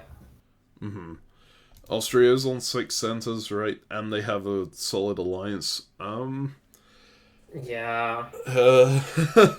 Yeah, I really don't like it with Turkey being so strong. It does make my game feel tough as Austria, but I'd rather be. I don't want to be Italy. I think Italy's in a really, really rough space here, because Turkey has 2 fleets and was working with Austria against me. So that's really sad. I don't want to be Germany because I think France just stabbed Germany here, but has a strong position on it. Mm-hmm. I think the war isn't lost yet if Germany can coordinate with Russia immediately and can get Norway on side, because that fleet can be the difference maker. Yep. There's also a world where Germany works with England here, remarkably. This is a game where there's no end date, and if Germany promises to support that fleet in London into Wales and then into Liverpool, a lot of Englands will say yes. Yeah. And like that can still be the difference maker. And so I think Germany is very close to Austria in my opinion, because I think France and Turkey are both the 2 strongest players, and they're both in they have another person who's similar to them. For Turkey, it's their ally to Austria, but Austria is the weaker part of an ally, whereas I think Germany is at war with France, and they're weaker at war. But Germany can still maybe flip it if they get support from Russia, whereas I think Austria is kind of always going to be subservient to Turkey. Kind of always. Yeah, the only way I see Austria not being subservient to Turkey is if they join an alliance with Italy and Russia here. But even then, it's not going to be immediately, well, okay, it's going to be immediately relatively strong, right? They'll probably take Bulgaria and Sevastopol right off the bat. But then Yes. Turkey's still alive. And then where do you Yes. go from there? You're not getting anything more than that as Austria. Yeah. Maybe you get Bulgaria, and getting Russia into Sevastopol is probably good. But yeah, what from there? Yeah. And that might make Italy more likely to work with Turkey because Turkey's potentially less of a threat, potentially disbanding some fleets in the south. So yeah, again, I'm not sure how Austria beats Turkey in this game ever. And that's a bad sign. Whereas I do see a way where Germany can beat France, and like not just beat France, but win if they somehow can outplay France convincingly, and like something like getting England on side could do it. So actually, listening to what you're saying here, I think Germany goes above Austria? I think so, yeah. I think I convinced myself. Despite them being on 6th. And then Russia, then Italy, and then obviously England. Look, there's no end date game. You can still win. Yep, I was telling myself this at the time. I was like, there's still hope. There's always still hope. I will continue playing. Yeah, just gotta move to Wales and then take Liverpool, I believe. Yeah. Alright, shall we move ahead to spring of 05 then? Dream is dead. The what is dead, sorry? The dream is dead. Oh.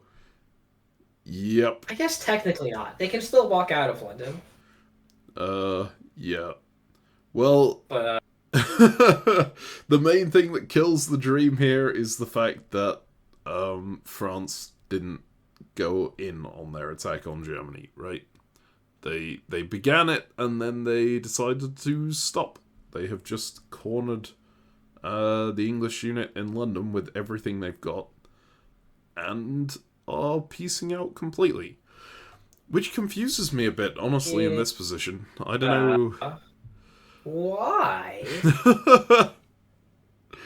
Maybe they just didn't think they'd win this war? Why? They have... We'll see if they stab for London. They might stab for London here. It's possible. And then what after that? Like, that unit will still be able to retreat to Yorkshire, right? The army there. And then you have an enemy army next to Liverpool and Edinburgh, which is never a good thing. Yeah, but you're on 8 and Germany's on 6. And Italy is still pinned down. You can see that, exactly as you said, Turkey is rotating into Greece to position those fleets, getting ready to get an extra build in Smyrna. Yeah. So... Yeah, I mean, I don't think help is on the way for Germany. So... Yeah, I would have, like, after making the positional stab for Picardy and Norwegian, yeah, I mean, I don't know, you tell me.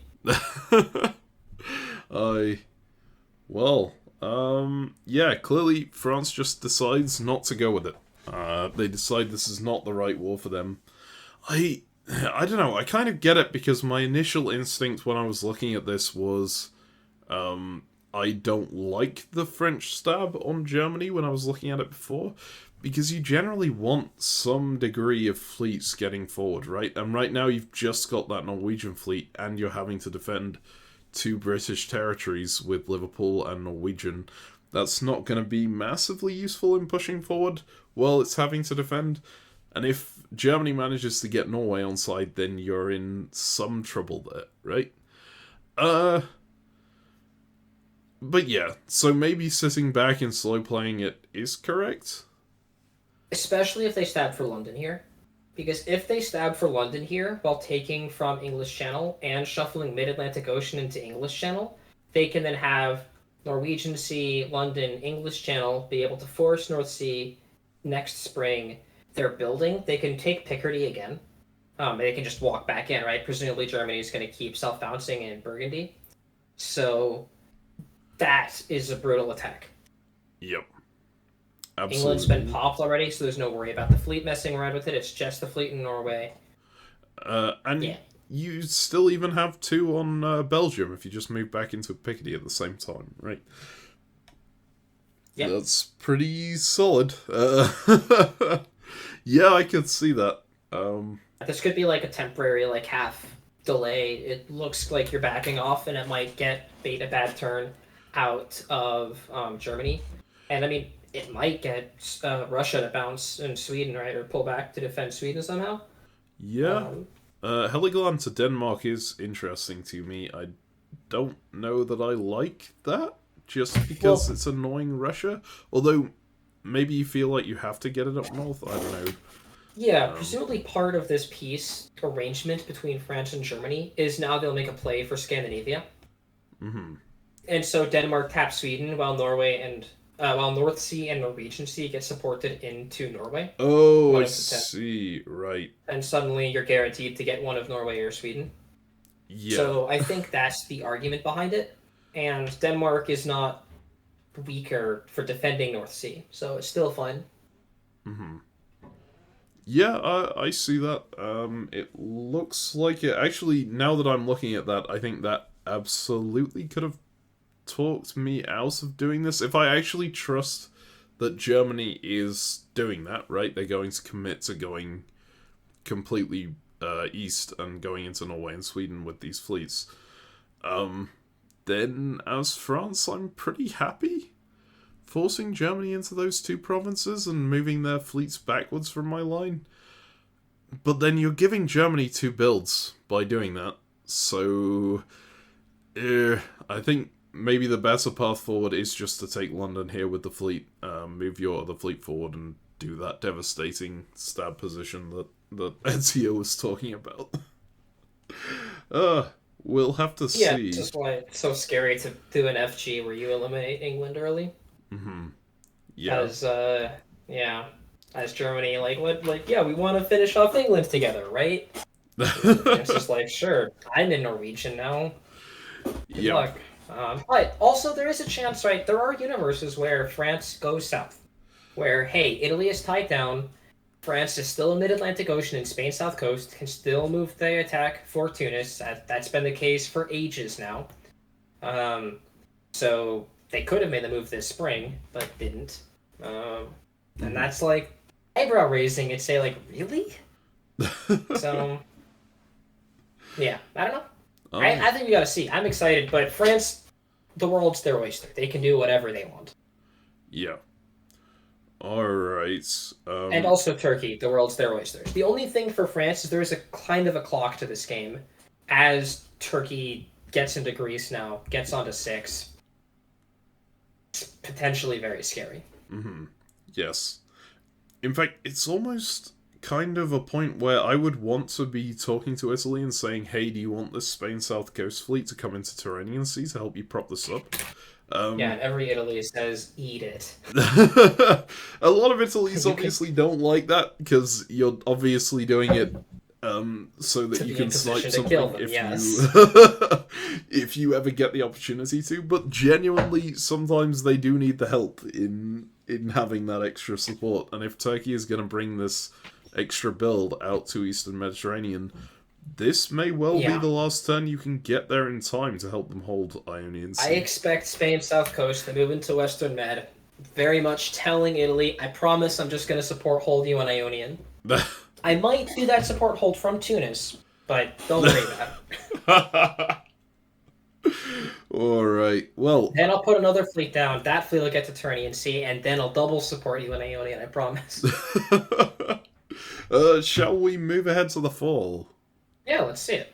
Alright, fall 1905 here. They do not move into Western Mediterranean, but they do take... Convoy into London? I don't know that I like that. No me gusta. Nope. Move that into Picardy, take with your fleet. No. Yeah, I mean, it reads a France who... Yeah. It reads like a France who wants to pivot south still. But then... I don't get it. Yeah, this is the first move that I've seen on this board that I'm really, really not happy about. Mm-hmm. Just take with your fleet, keep it simple, get into Picardy. It looks very clearly that there was a stab here. I mean, England earlier in this game also convoyed a second army up to England. The France, yeah. The France convoyed a second army up to England. that made me question marks, but it was still fine. It was still tenable. But here, like, you're stabbing Germany, right? Now Germany's gonna, because Germany recognized the threat and took Eddie here. Germany's still building. You're not. You only have one army to defend. Burgundy's toast. Yeah. Probably. TM, because Belgium can get cut and stuff. Yeah, So and there's no this is German scary. fleet in the North Sea anymore to back up Belgium, notably. So you Yes. can, like, do English tap channel Belgium support and- Burgundy up to Belgium, or just tap Belgium in some way. Yeah. But But I would like the position much, much more from France if their army was in Picardy and they had fleet in London, fleet English Channel. yes. I think they would be in a hugely advantageous position in this war if they had made those moves instead. But now Burgundy's at risk. They're not putting as much pressure on Belgium. They're putting almost no pressure on North Sea. Yeah, I think that's the first, like, tactical. I would call it a blunder. I think this is not correct. Mm-hmm. This whole thing, like, I mentioned it read to me like a France who still wants to pivot south, right? It also, I guess it mostly reads to me like a France who feels that their winning centres are the English ones, and they don't need to advance very much further in the north, because they're focusing so much on being able to maintain these British dots, right? Committing Yeah. 2 armies to this front. Obviously, you do kind of need that in order to maintain your control of the British Isles if Germany has this army here. The general idea, though, is that if you don't convoy this army over, right, and you just push on the German line, you're sacrificing the British dots in the short term. You're probably not going to be able to defend those, but you are able to strike a much more effective blow against Germany just as a whole and push in a way that probably leaves those British dots weak in the future, and you can just go back and take them later. Even then, I don't think you necessarily lose them both. You certainly don't lose Liverpool, right, to a fleet and an army here. I mean, not for any long term, right? And if you're fighting and you can control the North Sea, then maybe you lose some British centers in the short term, but you make up for it by having tons of pressure over Belgium and Holland. Mm-hmm. So, yeah. I don't know. I really, really, really dislike this Conway. Mm-hmm. Now, Yeah. France is still number 1, so that's so fine. they're doing something right. Yeah, they're still in great position, but it's much closer now. Russia's getting a build and Germany's getting a build, so it's tough. Dude, if Russia puts down a fleet in St. Pete, North Coast, oof. Mm-hmm. Yeah. In the south, this is actually really interesting, right? Because Turkey isn't going to get that fleet build that we were so worried about. They deliberately gave up Sevastopol. They could have held it with Black Sea, but they thought that Austria was coming in for them, it looks like. It does, yeah. Yeah, I wonder what made them think that that was going to happen. Same. But, I mean, they did. And Austria is just holding. Austria is -1. So we'll see what the disband happens. This could also just be the latest Juggernaut ever. No, not the latest Juggernaut ever. I've seen later. But a very late Juggernaut.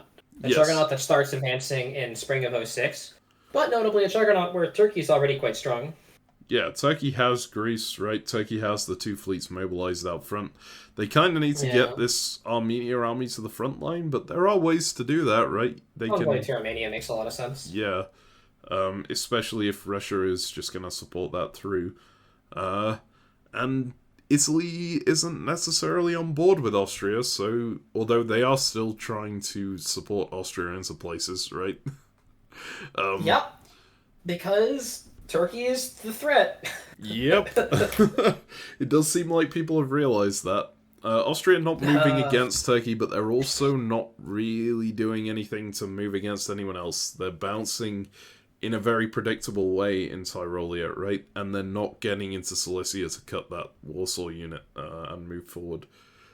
So yeah, Austria is now focusing more on Italy than on Russia. Mm-hmm. Yes. Makes sense. Aye. All right. I'm a little surprised that Turkey couldn't get Russia to agree to cut Galicia for them. Well, No. does Russia want to risk Ukraine? Is the question. I mean, they only risk Ukraine from Galicia specifically. Oh, but because the support could still go into Galicia, yeah, never mind. It risks, like, the tactic of Galicia gets supported into Ukraine, and Budapest supports Bohemia into Galicia. And so, yeah, it risks Ukraine, and it risks Ukraine getting popped and Galicia getting backfilled immediately. Like, I think that's too much of a risk. Never mind. Yeah, that would leave Russia in a really untenable position if the Austria-Turkey sticks together. And, like, you can't blame Russia for being skeptical about this at this point. Leave yourself open to getting Ukraine popped, then that's going to induce the Austria-Turkey to stick together, because they say, hey, we can pop Ukraine, here's how. Ukraine gets popped, Warsaw falls, Moscow falls, and then they're growing again, as opposed to the current stalemate for years. Yep. Warsaw, Ukraine, Moscow, man, it's a good line. It is a really good defensive line, especially when your good old your good old German buddy is sitting in Cilicia blocking the Austrian from cracking it. Yeah. Alright, shall we move to the winter? Yeah, let's see the builds. Alright, builds 1905, Galicia off the board for Austria. St. Pete, North Coast. St. Pete, North Coast. Uh-oh. Uh-oh. Man. Yeesh. Is France gonna get punished? Worth noting, though, that fleet probably comes down if France takes London with the fleet as well, right? So, and then, even then, it still looks really bad for France if Germany and Russia are working together. So... Worse for France, I agree. But if you've taken from Mid-Atlantic Ocean, especially if you pull Spain's south coast up north, and you have an extra army on the mainland, you're a favorite to win Belgium this year. I mean, you can guarantee it by supporting yourself from English Channel.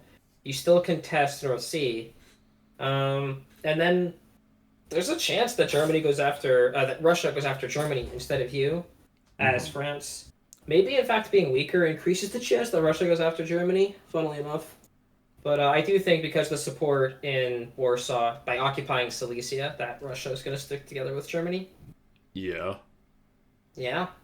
Alright. Well, we will see how it plays out. Let's go through to Spring 05. Yeah, we'll see if there's a convoy into Romania. Mm-hmm. Oh, you are absolutely correct. There is a very heavily supported convoy into Romania.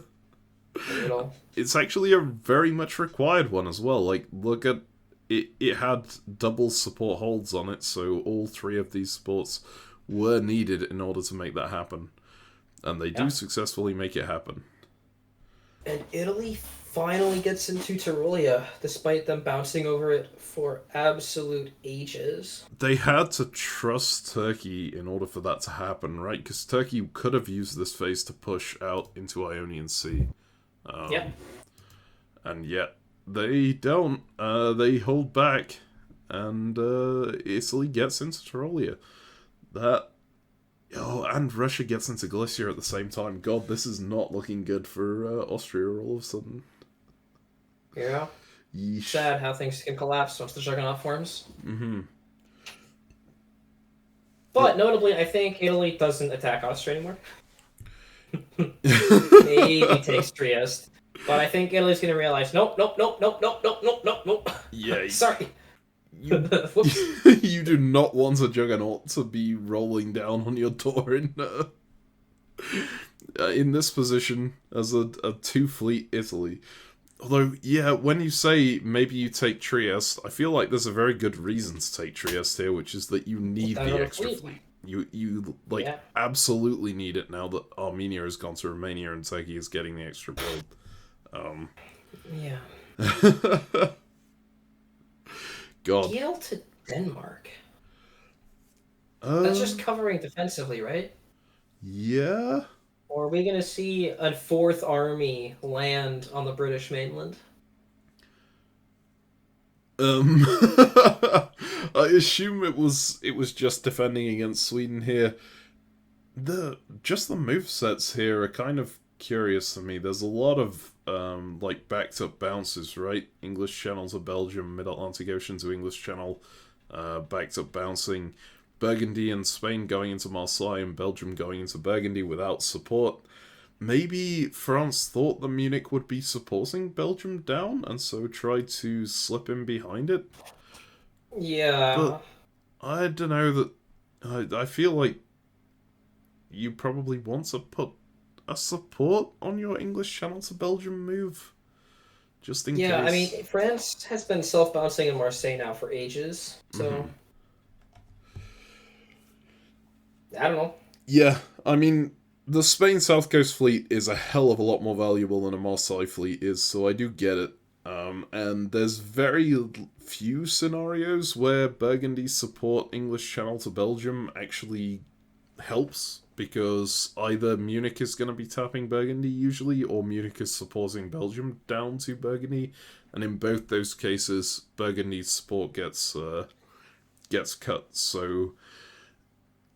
Maybe the best move is just to bounce with it, and then you're risking your entire mobilization on English Channel to Belgium getting in. Yeah. And also, just the moving into Liverpool and Yorkshire, kind of sad for this reason. You can get stopped as opposed to supporting yourself into Yorkshire.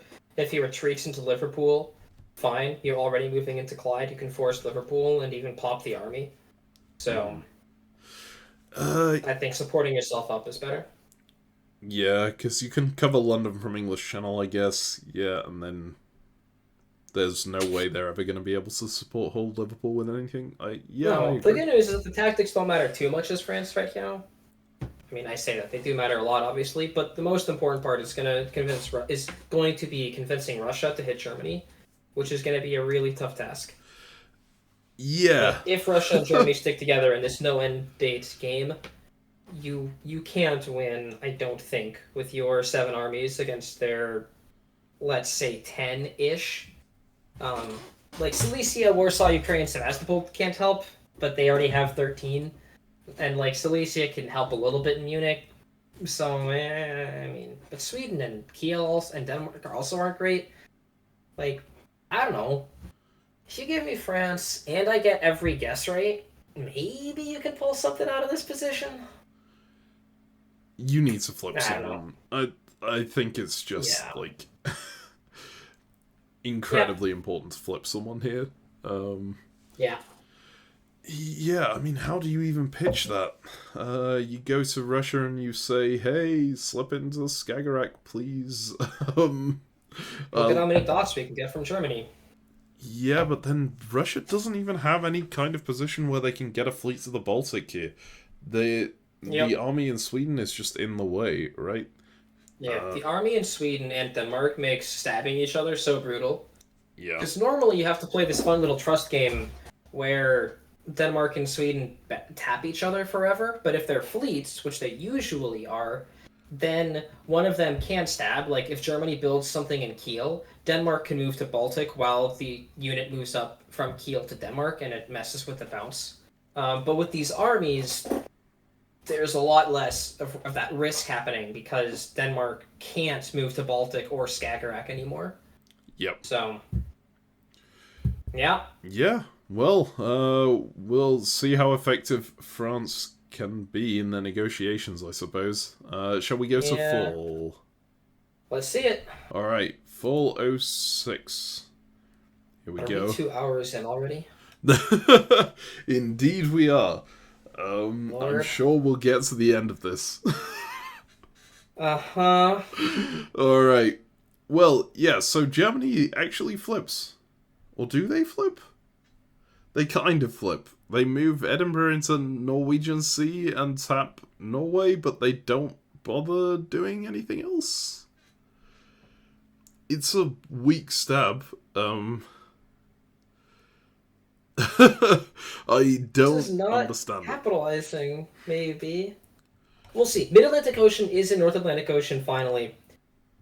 Why are they still self-bouncing in Marseille? There's nothing on there, that's true.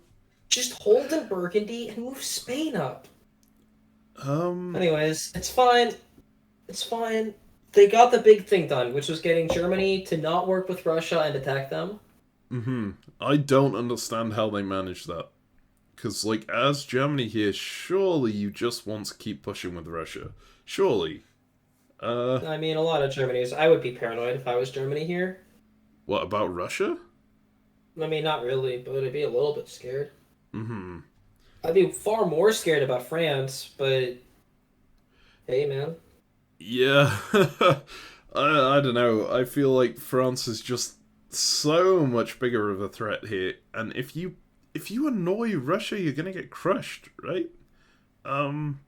Maybe you're scared of the fact that they're juggernauting, but that feels like a weak excuse. Russia isn't gonna gain that much that fast.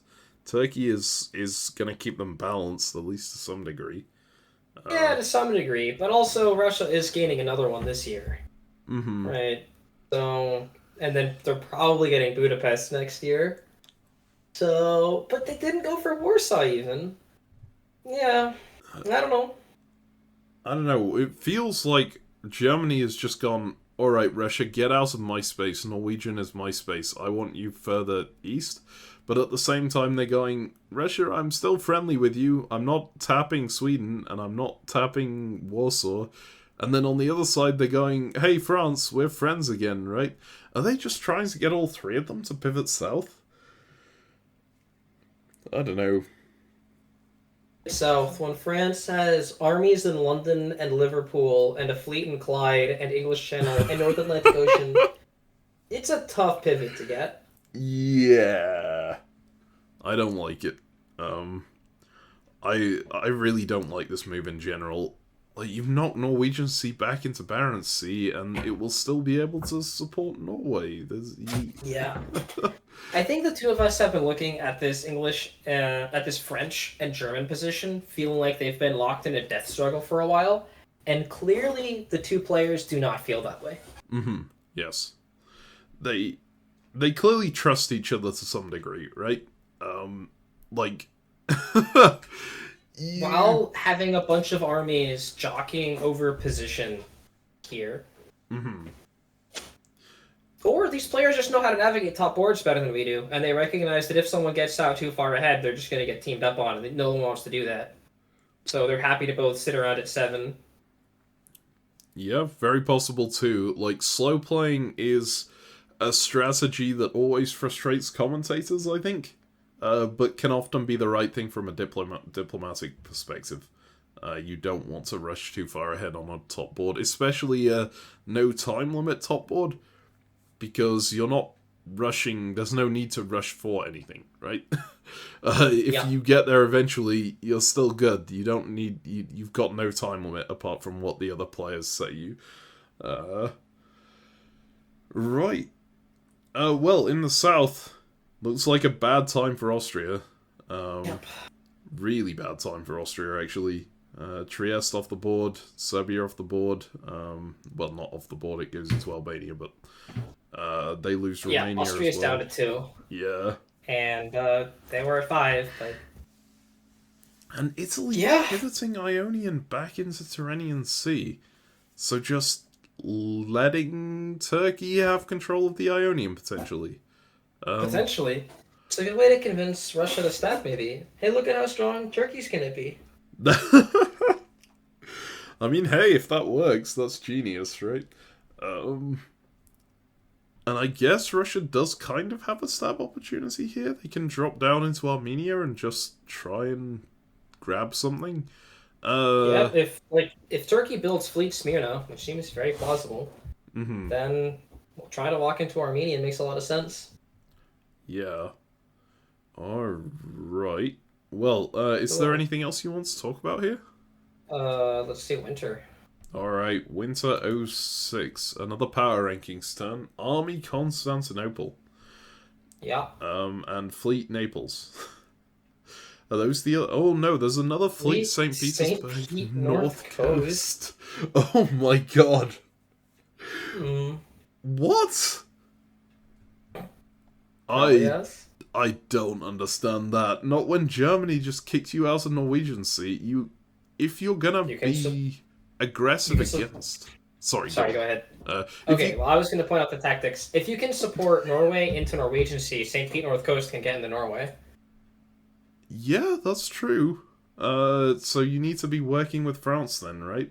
But then, if you're working with France, why don't you just put down in the south coast? Hold Norway and just take a leisurely stroll down into the Baltic. It's a bit telegraphed. I mean, all of this has the trouble that you've got an open Warsaw next to Army Silesia. I mean, Silesia hasn't attacked Warsaw in ages. It surely wouldn't, right? Even if you do... Why would it? That'd be crazy. God. Yeah, I don't like this build. This is the perfect time. If you really need a build that could help you in the north, but also could dissuade someone from attacking Warsaw, Army Moscow is your friend. Uh-huh. The most flexible build on the board. It can go anywhere, Army Moscow can. Okay. Yeah. I think here I would build Army Warsaw, to be honest. I'm just like...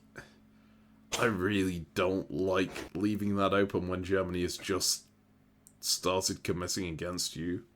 I also think it's odd to commit to putting down another fleet when you are making progress against Austria like this. Mm-hmm. I think that's where you're going to get more gains. And by committing this third northern fleet, you're potentially conceding Vienna or Budapest.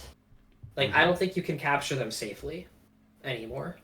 You certainly can't, right? Turkey is just going to come and run you over if you try and take too much with just 3 armies.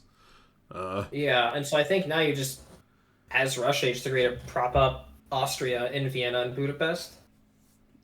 Yeah, but then you're stuck there. You're not going to be able to advance on the northern front, not unless France lets you out, and then France becomes a massive threat. So, but also as Turkey here, you can convoy back to Armenia. Mm-hmm. And then go for Sevastopol and Armenia again. Yeah, just dicey. I don't like it. Yeah, I mean... I don't like the Russian build. It's scary for sure. Mm-hmm. I don't see what center it's going to get you. Yeah. That's my way of saying I don't like it either. If Ezio cannot see the dot that he needs to take, then it is a bad position. Like, I like my units that I build to have a purpose in mind. Mm-hmm. What's the purpose of Fleet St. Pete North Coast? Feels like it's just duplicate of Fleet Barents, which isn't good. Yeah. Oh well. They know something I don't. Alright, power rankings. So we had previously France first, Turkey second. Do you think those stay? No. I think Turkey is first. Okay. And France second? I like Italy's position now. Oh, interesting. Because Turkey didn't build a fleet, I assume, right? Yeah. So Italy's suddenly stabilized to some degree. Yeah, and Austria's collapsing now. And I think Italy can work with Russia now to clean up. To say, hey, you don't want Turkey getting Budapest or Vienna, do you? Well, how about your fancy green friend down here in Italy?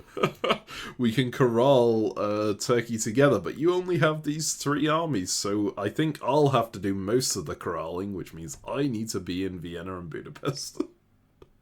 Like that, yeah. Yeah. At least one of them. Maybe Russia can get the other, but then they can coordinate.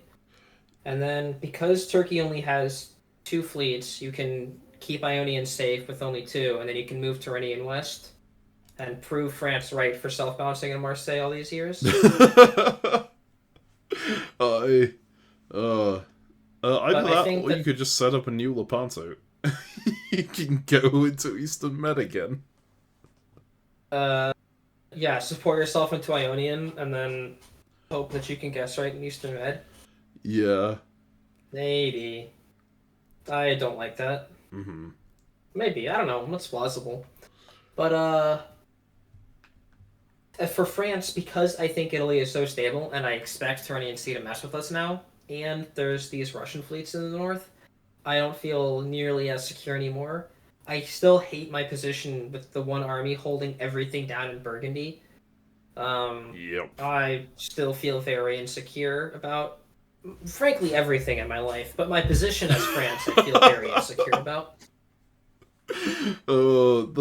Just the Liverpool-London armies are weird to have up here. Like, there's so much committed to Britain right now. France has everything in Britain, and yet Yep. there's nothing to take in Britain. You can take Edinburgh, and then you're done. So, Yeah. yeah, kind of questionable there. So you would want But to if have France like conquest the Picardy and like they take the Norwegian Sea, cut North Sea, take Belgium, like things could get so clean so fast. Mm-hmm. I don't know, but I don't feel like France is gonna do that. I don't know. I said my piece. I think Turkey. It feels weird to have Turkey first and Italy second, but also I feel that way. I don't like Russia anymore because I feel like Sevastopol and Romania are gonna get lost in no time flat. I'm worried about Warsaw getting sniped.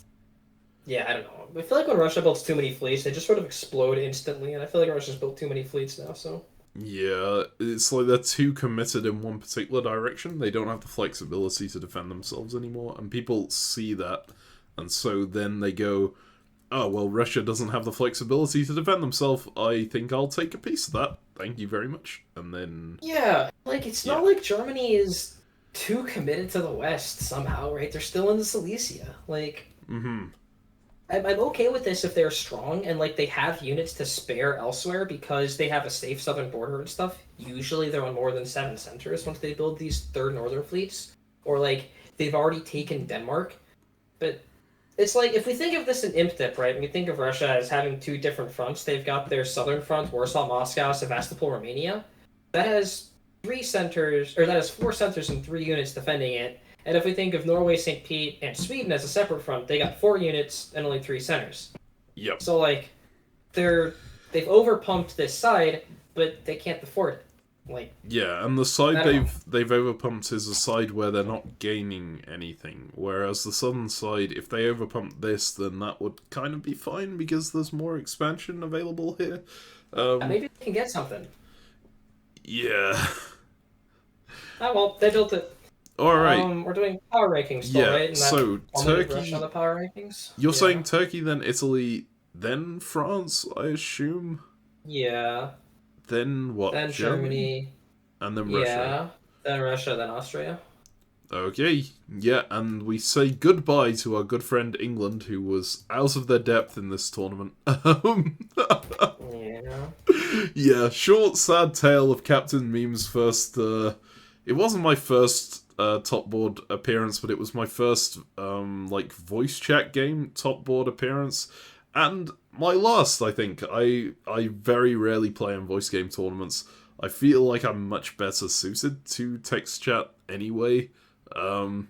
Despite Diplomacy voice chat being a really, really fun game, it's just...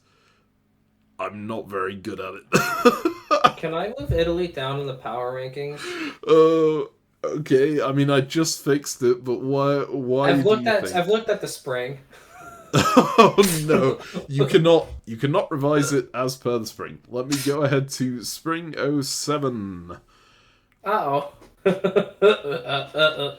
Okay, so presumably your here is because Russia is mobilizing full force to the west, right? Not defend against Turkey, yeah. That's correct. Yep. Yeah. That is a really bad sign for Italy. Man, if Turkey had made aggressive moves, I think the game is just over. Imagine if Turkey convoys into Sev, takes Romania, and takes Ionian. Oh my god.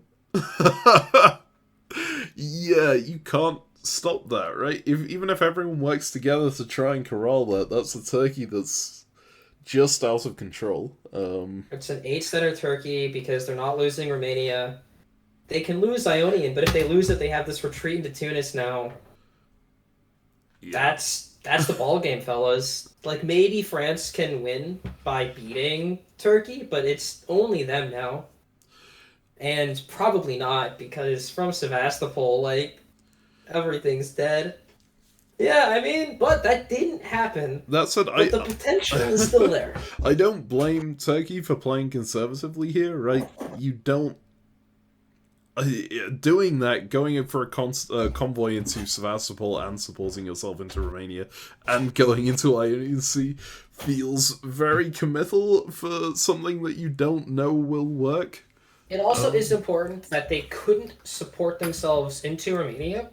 I mean, sorry, they could have, but I was thinking they just support Russia into Budapest and still walk up behind him. But I realized they shouldn't do that. If they just take Romania and convoy into Sevastopol, that's way better. Because Austria is still alive in Budapest, and Turkey's like, hey, yeah, wanna mess with them?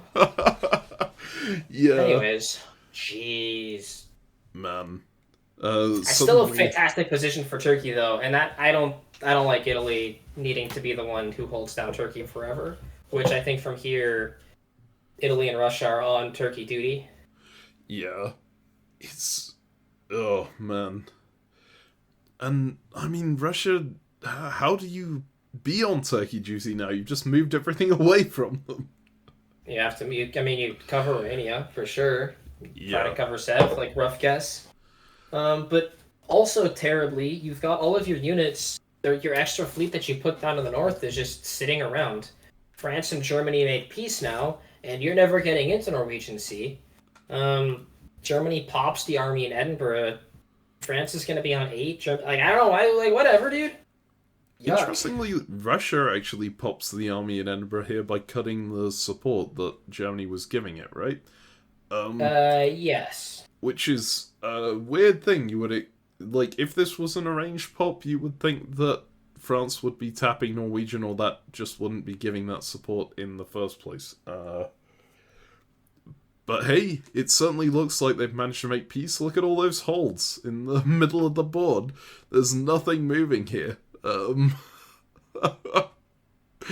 God, it's a lot of slow play. And just France pivoting back to be ready to pull down south, I assume. Yeah, I mean, Italy finally made the move west, and France recognized the timing on it and is covering it. Yes, although knowing Peter McNamara, I would not be surprised if this was like a, hey, let's both move into Gulf of Leon thing, so neither of us get anywhere, and I have an excuse to stay here without, like, making Turkey feel like I'm staying here on purpose. But even then, you kind of want to be an Ionian rather than Naples. Like, I don't love this. Bounce in Gulf of Leon while moving into Ionian, it's very obvious what was going on. Whereas if you move to Tyrrhenia, you have an excuse. Yeah, that's true. Okay, let's go. Let's actually, let's go on a little bit. I know that this game has more years. It's been too long. Alright, Fall 07. Right. Anything stand out to you here? There's something that does to me. Eddie walks out, so that's fun. But they do that while supporting Bohemia to Munich. That's clearly arranged. Yeah. Turkey doesn't take Romania. I like backing into Smyrna. That says, hey, Italy, you have all the space you need. Go west. I love it. Please, please, please, for the love of God, go west. But Turkey also doesn't stab Russia. Turkey's just saying, look, guys, go move away. I'm not going to attack you guys, I promise. Let's be friends. Mm-hmm. Instead of smelling blood in the water and going in for the kill. I mean, maybe Turkey just feels like they can't beat both Russia and Italy if Russia and Italy both go in on them. But, I mean, I don't know, if Russia doesn't manage to get a build, then I feel like you do just beat Russia at least, right? Yeah, and you're probably not losing Serbia anytime soon. Yeah. I mean, look, he's on the top board for a reason. We're not. There's no time limit. Hey, you're It's saying not like... we're not? I was on this top. Okay, I'm not You're on this right. top You're board right. anymore. You're not anymore, though. You are absolutely correct. I'm no longer on this top board. Yeah, but like, aren't we worried that like France is gonna get really big, and then we don't win anymore? Maybe. Like, I guess that we're never dying. That's true, probably. Yeah. I don't know, man. I don't know. Like this whole "I'll back off and let you do your own thing" it works sometimes as Turkey, but at the same time, I'm just looking at this and thinking, what else is Russia gonna do? Like, they clearly trust Germany not to walk into Warsaw, otherwise they wouldn't have done this in the first place. Okay, but Germany made pretty significant moves here. Mm-hmm. Germany's out of Norwegian, leaving France to bounce there forever, and Germany now put a fleet in Denmark, and can potentially get into Skagerrak or Baltic Sea now. That is true. And Russia's got to build. What's Russia going to do with that build? Russia covered Zev. They're probably putting an army down in Warsaw now. And, like, where there's units, there's tension. So... Mm-hmm. I feel like Russia is going to build Army Moscow. Okay. The ultimate flex unit that doesn't commit to anything and allows you to keep Germany on side from a diplomatic perspective. Based on this board, I totally agree. I don't think anyone wants to do anything. Yeah. It does kind of feel that diplomacy. way. No one makes any move ever because no one wants to be strong. Indeed. I mean, Italy is making some moves here, going into Tyrrhenian Sea, Tunis getting back into Ionian. I think Italy's position improves a lot this turn, right? Italy got a build. And they get a build, yeah, which is really good. Alright. Well, shall we go ahead to the winter? Sure. Alright, winter 07. Good fight. Fleet Berlin. Ooh. Well, that certainly looks like... Oh, I forgot that Germany got a unit blown up, so of course they can get a rebuild here.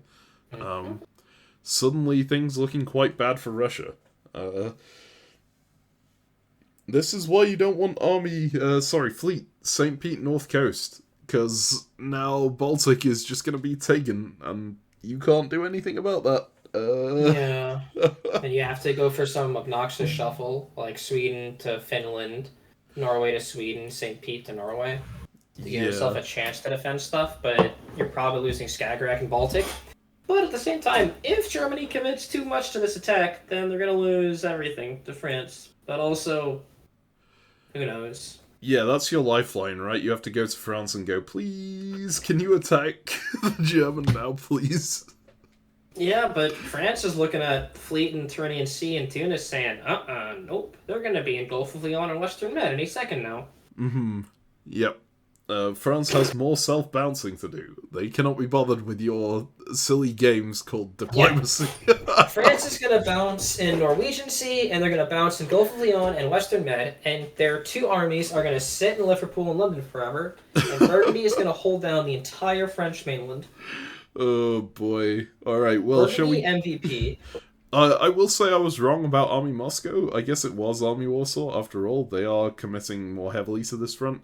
I guess that makes sense if Germany is building Fleet Berlin. It looks like Germany's entire play here was to get a line against the Russian, so the Russian is obviously going to retaliate. Shall we go ahead to Spring 08? Yeah. Alright. Spring 1908. Oh my god.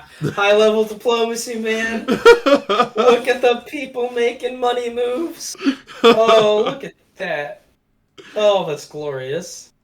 It was so obvious. Clearly, Russia and Germany were attacking each other. Man, that's so good. Mm-hmm. Oh, I got so baited. Okay, God. I will take this moment to say I was apparently right that Russia and Germany trusted each other enough not to cover Warsaw and whatnot. It was all a ruse. That's They're incredible. So good. Oh my god, these people are so good at this game. Man. Holy dude. So Because, yeah, we thought that Mid-Atlantic Ocean was going to move to Western Med, and Spain was moving to Gulf of Leon, and so North Sea was supposed to end up in English Channel. Denmark was going to be in North Sea. Oh my god. Yep. And, I mean, France is actually... It's a really good thing they still have these fleets where they are, because that Army Liverpool... Oh my god, no! They supported Liverpool forward into York, so they can't convoy it back. So they are just stuck with two armies in the British mainland while they've got the Germans running in. France does get Edinburgh, and it doesn't lose anything this year. So they'll get a build at home. So they will get to build an army at home, yeah? But just one. Yeah. I mean... God, these people are so good. Russia and Germany, absolute, like, god-tier place here. It's also interesting, right? The stab on Turkey doesn't actually look that good. Moving into Armenia, you've got Ankara and Smyrna blocking you out here. Italy doesn't actually get into Aegean. But even with that, moving into Romania while Italy moves into Trieste and Albania, it looks like it could crush Turkey pretty quickly, actually. Because Serbia is lost, right? Greece is also lost. I think they can take both here, right? They would need to. Okay, they would need to do Romania, cut Bulgaria, get a support into Serbia with. I guess it would be giving Italy +2 actually. Maybe you don't want to do that as Russia. I mean, Trieste could support Budapest into Serbia instead, right? Yeah, but do you do that? That's that feels like it's telling Italy, hey, walk into Budapest behind me, please. Also, this is why you'd never back up as Turkey. Yes. You should just have gone for it. Although, to be fair, we did not see this coming. We didn't, but also we said it that they should just fight. And if Turkey had just fought, their position would be so much better. Yes. Man. Alright. Well... I am awestruck by this. Italy? I think you flip. You think you just go against Russia here? I think so. You know... Maybe not, man. It's so hard to work with Turkey, but I think Russia's in really good position, and clearly the RG is tight. Yeah, that would be my main thing. Like, I'd be looking less at the position between Russia and Germany, and more at the fact that Russia and Germany just clearly can work together well enough to pull something like this off. That is a dangerous alliance. That is an alliance that will go the distance in this game. You cannot let that kind of alliance stand. But the alternative is working with Turkey. Yeah. You're Italy. A six-center Turkey. Oh god, it's very tough. But I'm the one who's going to be getting Greece, and I'm the one who's going to be getting Serbia. I am not supporting Russia into Serbia, I'll tell you that much. Yeah, if Russia offers to support you into Serbia here, and you just get the +2, I think you absolutely just take the +2. You know, maybe I support Russia into Serbia, but I take Budapest, and that's acceptable. Yeah, I mean, either way, I see that working out fine. Man, I'm glad I had such foresight with my placement of Italy on the power rankings. Look at me. I think you had slightly less good foresight with your placement of Russia, maybe second to last here. I mean... last now, actually, because Austria is gone. Fair. But you'll be able to rejig them at the end of this year. Shall we move to the fall? Yeah, let's see it. Alright, fall 1908. France self-bounces in Marseille like a genius. I can't believe it. Oh boy, France really wants to keep that Spain fleet in a position it can mobilize from, and I mean it works. Yeah, and then by covering Gascony, the correct guess, and it makes sense, is Germany, because I assumed that France was going to cover Paris and Marseille. Make sure Germany doesn't get a center, make sure that I can build, but then I would be building like Army Brest instead of Army Paris and feeling much better about myself, like this France is. And then Germany is tapping Sweden. That's a kind of interesting one, because it means Russia just won't build this year, right? Russia actually does get the support into Serbia from Yeah. Italy, and Italy And moves then, back into Tyrolia with Vienna. yeah, and Turkey takes Romania Yeah, which I and guess is is the back in the obvious move Black here, Sea. actually. Because you know that Serbia is gone, right? And you think they're probably going to tap Bulgaria in order to Yep. guarantee Greece. I need to do it this Yep. way. Good tactical shot. Yeah. And so, so Russia is plus Serbia, minus Romania, and then minus Sweden. So Russia's down one. Mm-hmm. Turkey is minus one. Italy is plus one. Germany is neutral. Yeah, minus Edinburgh plus Sweden. Yeah. Yeah, and France is up one. This is... Irish Sea, not Mid Atlantic. Interesting. yeah. I guess it can force English Channel. I see. That makes sense. Mm-hmm. If North Germany Sea was... bounces English Channel, Yeah. then right, you can still support, and you can support Irish Sea into English Channel instead of taking from Mid Atlantic Ocean next phase. That makes sense. Yep. And now, yeah, I mean, we'll see how this goes, I guess. I don't know that, like, Denmark to Sweden is just weird to me. I don't think Russia would have liked that. I feel like they must not have known. No way. No way. No way Look at after how this they've played. alliance. Yeah. Look at how they've played. They clearly knew, and I bet the expectation was, look, I'm losing Eddie, and I don't want to disband. You're getting Serbia. Let me take Sweden, so that way I stay neutral and you stay neutral also, and I'll help you into Norwegian, and we'll help you into Eddie in the future. And you're shifting the Finland army back, so you still technically get a build that's moving south. It's just not really a build, it's just a freed up unit from the other front, right? For sure. Yeah, alright, I see that. Shall we go to winter? Yeah. Alright, power rankings turn here. We see Army Venice, we see Army Brest. Fleet Aegean off and Army St. Pete off. Yeah, Sure. Army St. Pete. Makes sense. What? Right, all of your southern armies are more useful than Army St. Pete, and Yeah. your northern fleets are more useful than that, so get rid of it. I still just hate the... I think my problem is that I hate as Russia having fleets. Which means in the late game as Russia I never do very well. But they just... I just like having the flexibility with the army, right? You can go either way here. That's... Yeah, the army doesn't do anything in the north. Yeah, that's true. You need to bring it down south. Yeah, so it's not very flexible, and it's just less efficient than your southern armies. Okay, fair enough. Who would you put in first place on the power rankings? Italy. Italy, did you say? Yeah. Okay. But they're not in the alliance that just pulled this off. I guess they kind of are tangentially, right? They attacked Turkey at a good time. Turkey just popped their fleet in the south. So there's no threat anymore. Ionian can go to Aegean and bounce Smyrna forever. That's fine. They have fleets, they can go west, they can win Serbia and Budapest. No, Italy's crushing. Italy's gonna win. Mm-hmm. Alright. I assume Turkey is at the bottom of the power rankings here on the basis that they are being attacked. Russia's last. You think Russia is below Turkey? Yeah. Okay. Serbia and Budapest are exposed. Turkey's going to get Armenia and have pressure on Sev. Turkey's in the Black Sea again. Russia's position is fake. Mm-hmm. Yeah, okay, I see that. Like, Budapest and Serbia, I'm very, very worried about.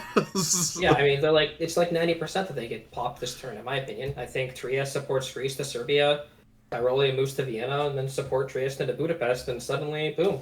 Mm-hmm. We have the Italy-Turkey we've been looking the entire game for. Yeah. Man, okay.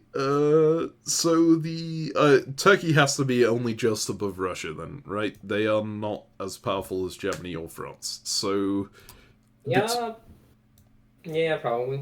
Between Germany and France, who would you put higher up?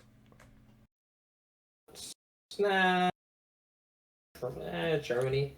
I put Germany higher up, but it's really close. I don't know between them. Mm-hmm. I think Germany can expect those Russian fleets to support, which means they are going to eventually push back France. It's just going to take a while. And France is going to have to deal with Italy, I think, more. So, yeah, Germany above France. Okie dokie. There we go. So Italy first, Germany second, France in third, then Turkey, then Russia on our power rankings. Let's go ahead to spring 1909. And you... I was gonna say you are correct that Italy is coming back in on Budapest, but they don't actually blow up Serbia, they just blow up Bulgaria here. And move in at the same time as surrounding Budapest. Best of both worlds.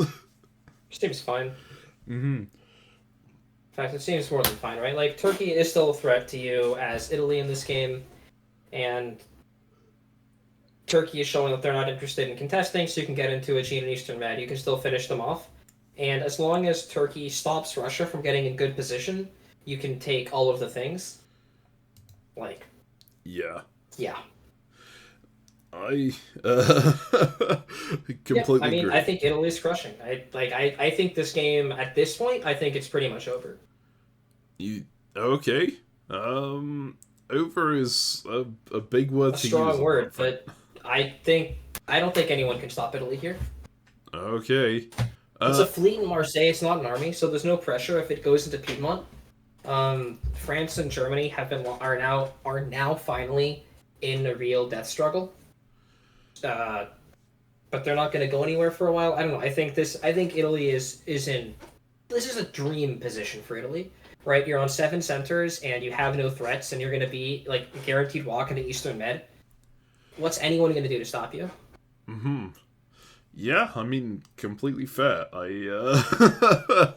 It certainly looks like a really nice position in the Balkans, and the other side of the board is just very divided still, where yours will not be.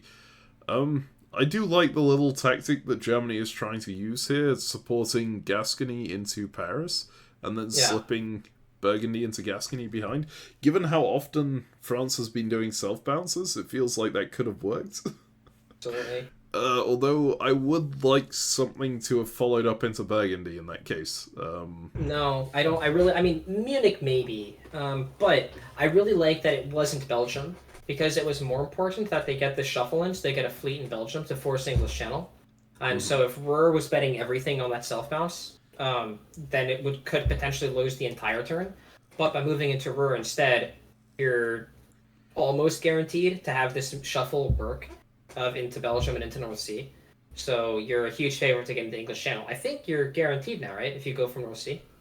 So I really do like this part. Yeah, you are. So very fair. And of course, as you mentioned, there's a fleet at Marseille now.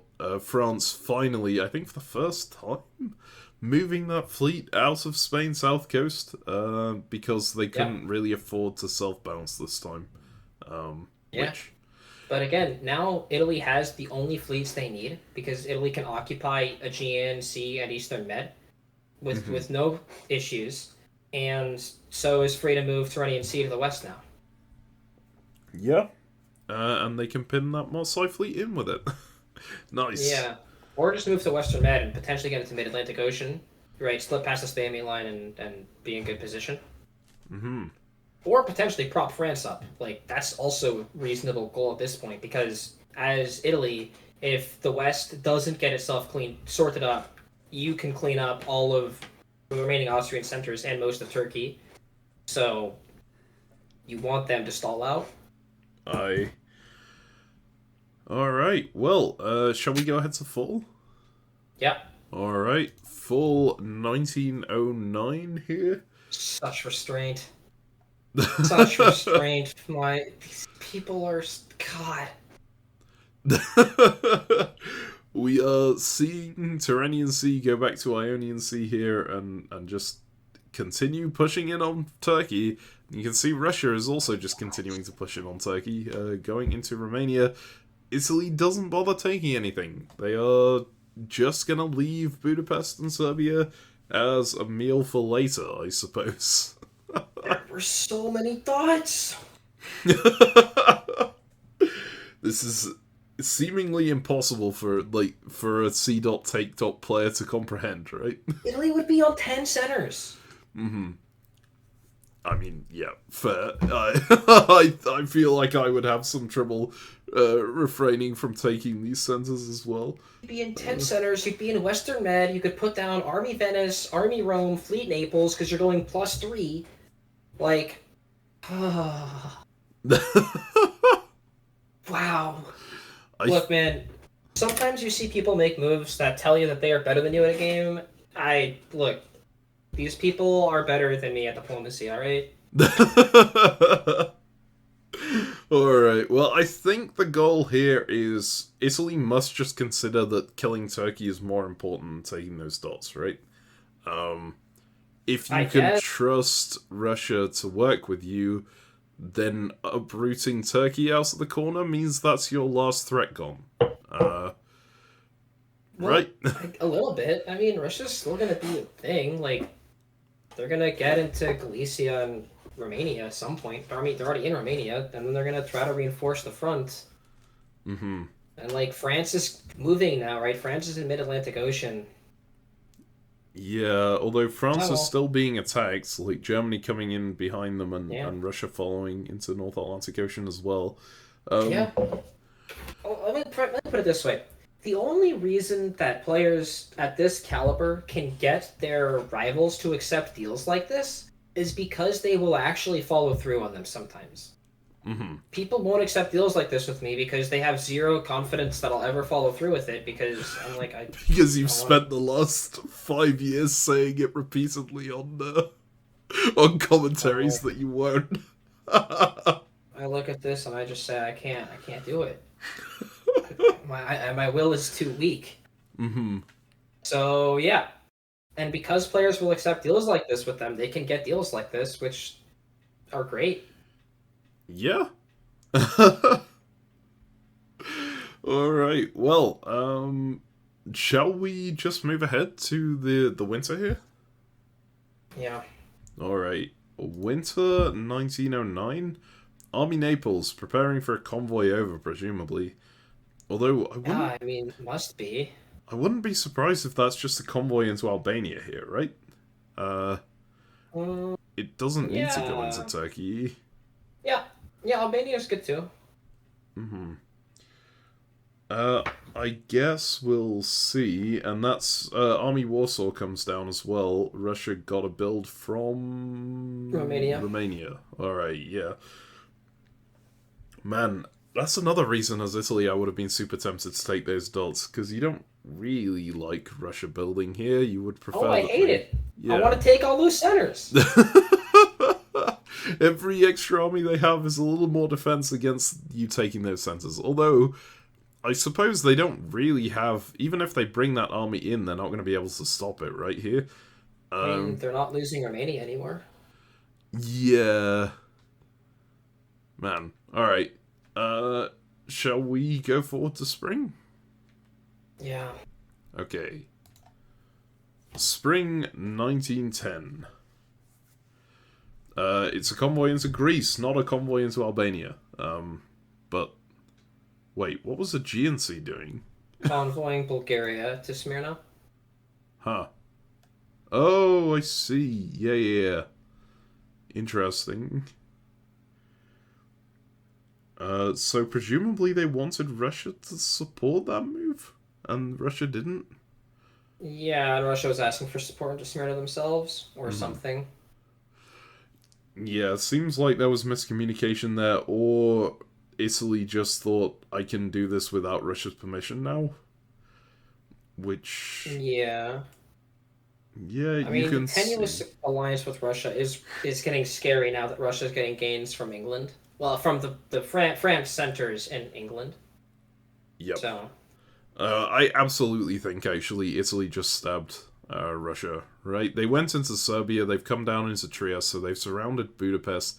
They bounced Russia out of Galicia, and they put their extra army in Greece at the same time, plus they attempted to get into Smyrna with the Bulgaria force, which Greece will backfill, so hopefully there's not that much of a... Well, I guess if Russia and Turkey work together, you have problems there in that you'll lose that temporarily, but Italy still has a solid position, and Russia was clearly expecting a double support into Smyrna. because it's guaranteed if you go Armenia into Smyrna with Eastern Med and Aegean supporting, right? And Yeah, but it is weird, right? Because Smyrna is such an Italian center in this alliance.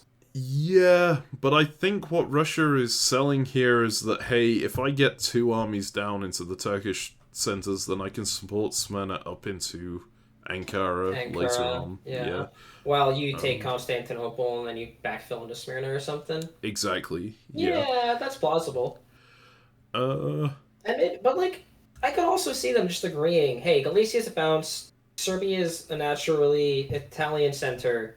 I'll take from Bulgaria, and then you can take Bulgaria, and then I get Budapest, and you get some other stuff. Like, this could just be center swapping. it could, but all the moves go against it, right? Russia backs up 3 of their units trying to move to here. They also could have guaranteed this this convoy if Armenia had supported. Yeah. And most importantly, I think maybe Romania supports hold Bulgaria, which sort of indicates that they thought that Italy was going to be holding with that unit. Fair. Yeah. I think it's more likely that it's a stab. I agree. Man, if you're stabbing in this spring, just stab last fall. I think the big difference here is when the reaction from the other side of the board will be, right? Because you want France to be as weak as possible or mobilized in the other direction or something. I don't know. Yeah, maybe you could have gotten away with doing it last fall. Well, A little bit, and it makes it, by delaying it, it does give Russia time to get in better position against France, and means that Russia is probably therefore more committed against France, and therefore perhaps France will be more committed against Russia, and maybe that's the difference, right? Because again, we're talking about world-class players here. They're not missing the stab, right? They clearly see the possibility is there, and just decided for whatever reason that it was better to wait. yeah. Like I said, they're better than me. Can I point out there are now 3 armies in the British homeland? Picardy just went over as well into Wales. Clearly, Germany just got sick of trying to break France's homeland and went, I'll take the English centres instead. And it's gonna work. They get... I mean, you can't break that, right? All those French units, like, they're so annoying. Yep, this is just the problem with breaking France in any scenario. Although here, actually, you could have taken Mid-Atlantic Ocean with North Atlantic Ocean support. Yeah, but... I mean, if you did Picardy hit Brest, you can guarantee that, even. Yeah, true. Maybe that's better, even. Yeah, These people won't put armies on the British mainland, dude. It's... I think they view taking those centers as more important than breaking France. Like, taking stable centers that you can hold, maybe because they're seeing the possibility that Italy suddenly becomes a nightmare and you actually need France on side, so you just want to take the dots that you can quickly take, right? Yeah, and the ones that leave it easy for demilitarization in the future. Hey, I took England from you. Fine, we had our war, but we gotta stop Italy. They're at 15 centers. That's what Italy's gonna get to. I mean, the game, whatever. I think the game's over. I think Italy's won. But let's see it play out. Yeah. Alright, well, let's go ahead to fall 1910 then. Yeah. Here. Looks like it was a stab. Yep, absolutely was a stab. And you can see that Russia is turning around and trying to get Turkey back on side now, as in supporting Turkish Ankara into Smyrna. Here, I think you'd actually really want to support Constantinople to Smyrna and try and get that Black Sea fleet down, right? No, maybe you need Black Sea to support Romania. Yeah, you're worried about... I mean, yeah, Black Sea's a good place to have, especially when you're losing Romania and to fight with Bulgaria. I think it's fine either way. They're both solid units. Yeah. We can see that Munich is coming down into Tyrolia now. Germany reacting to the threat, but not reacting so much that they're stopping what they're doing in the north. They're moving. Well, they're supporting English Channel into London with North Sea here. And actually, France has one of their armies blown up, so we're back to just 2 armies on the British homeland now. Very sad.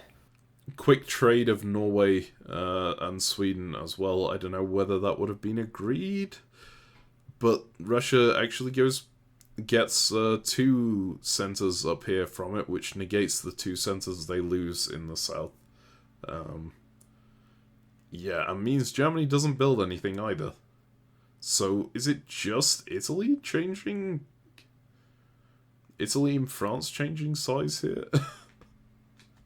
I think so. Yeah, as far as center change, I think Russia's down to... Or... Well, Russia gains Sweden, Edinburgh, loses Budapest, Serbia, right? Yeah. So yeah, it's like Italy's gaining 2 centers from France. Yep.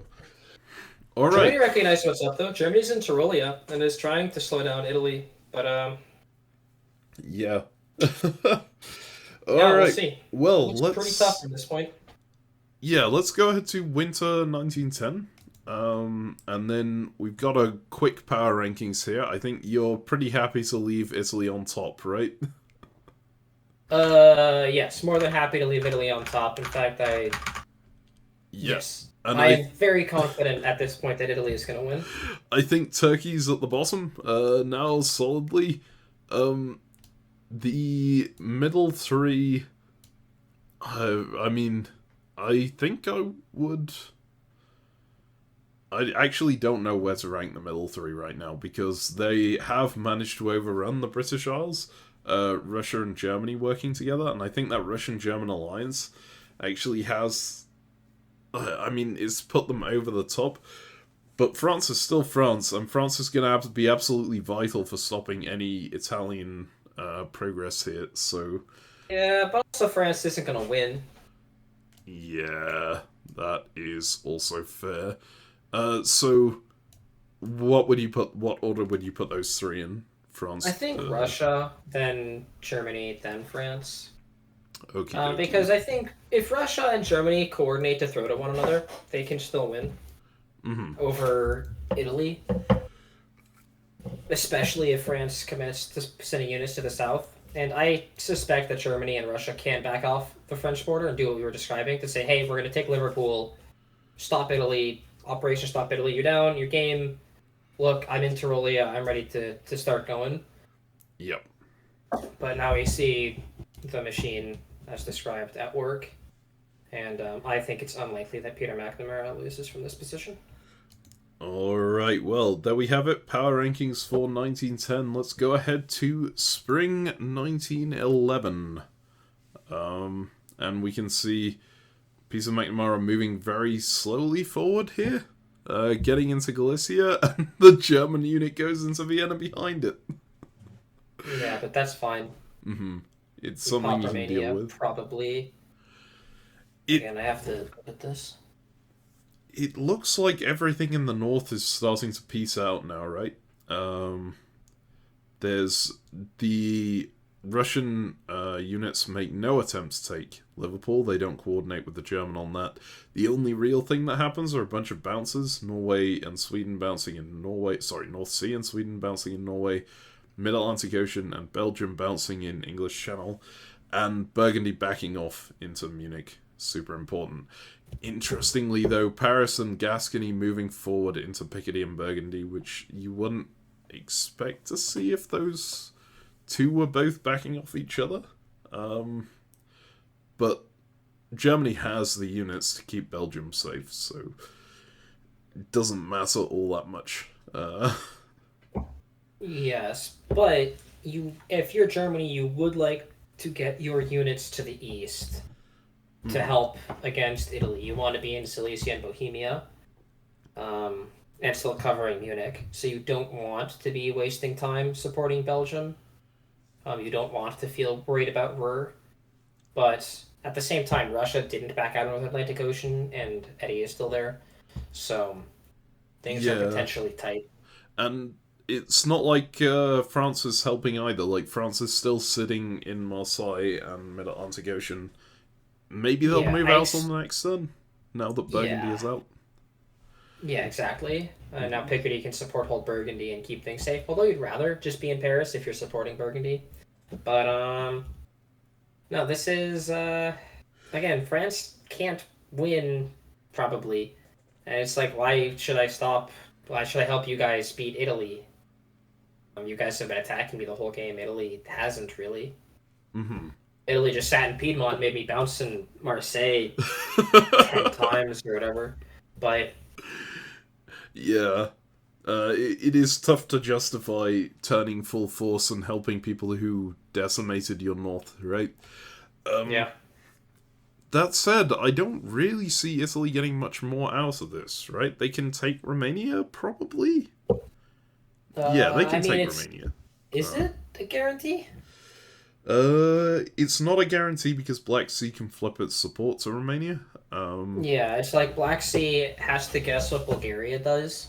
Yeah. But at the same time, actually, Eastern Med can head into Syria here, and Ionian can head into Eastern Med, and then Italy has a little bit better of a shot at Turkey. Like, Russia has to block that with Armenia by guessing that Italy isn't going for Smyrna. So there is some guesswork that's happening here. It's just very, very slow progress for Italy.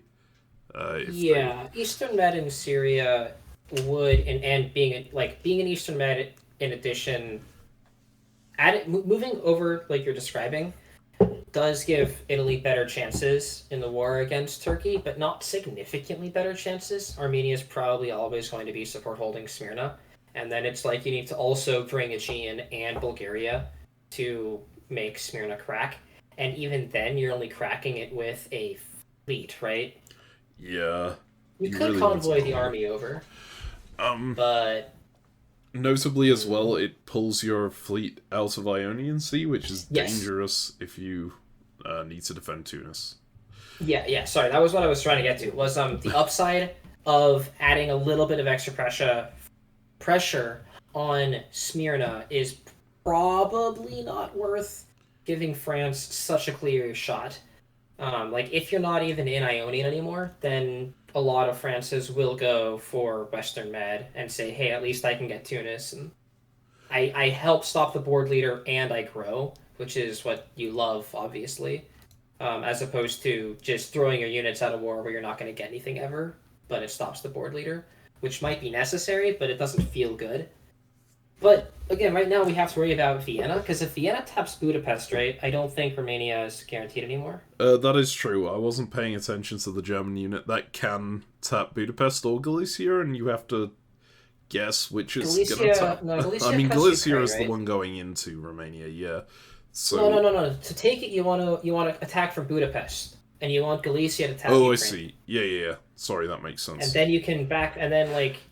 And then Germany ends up in Budapest behind you? If Germany taps Budapest, yeah, but you'd rather than be in Budapest than you're in Vienna, right?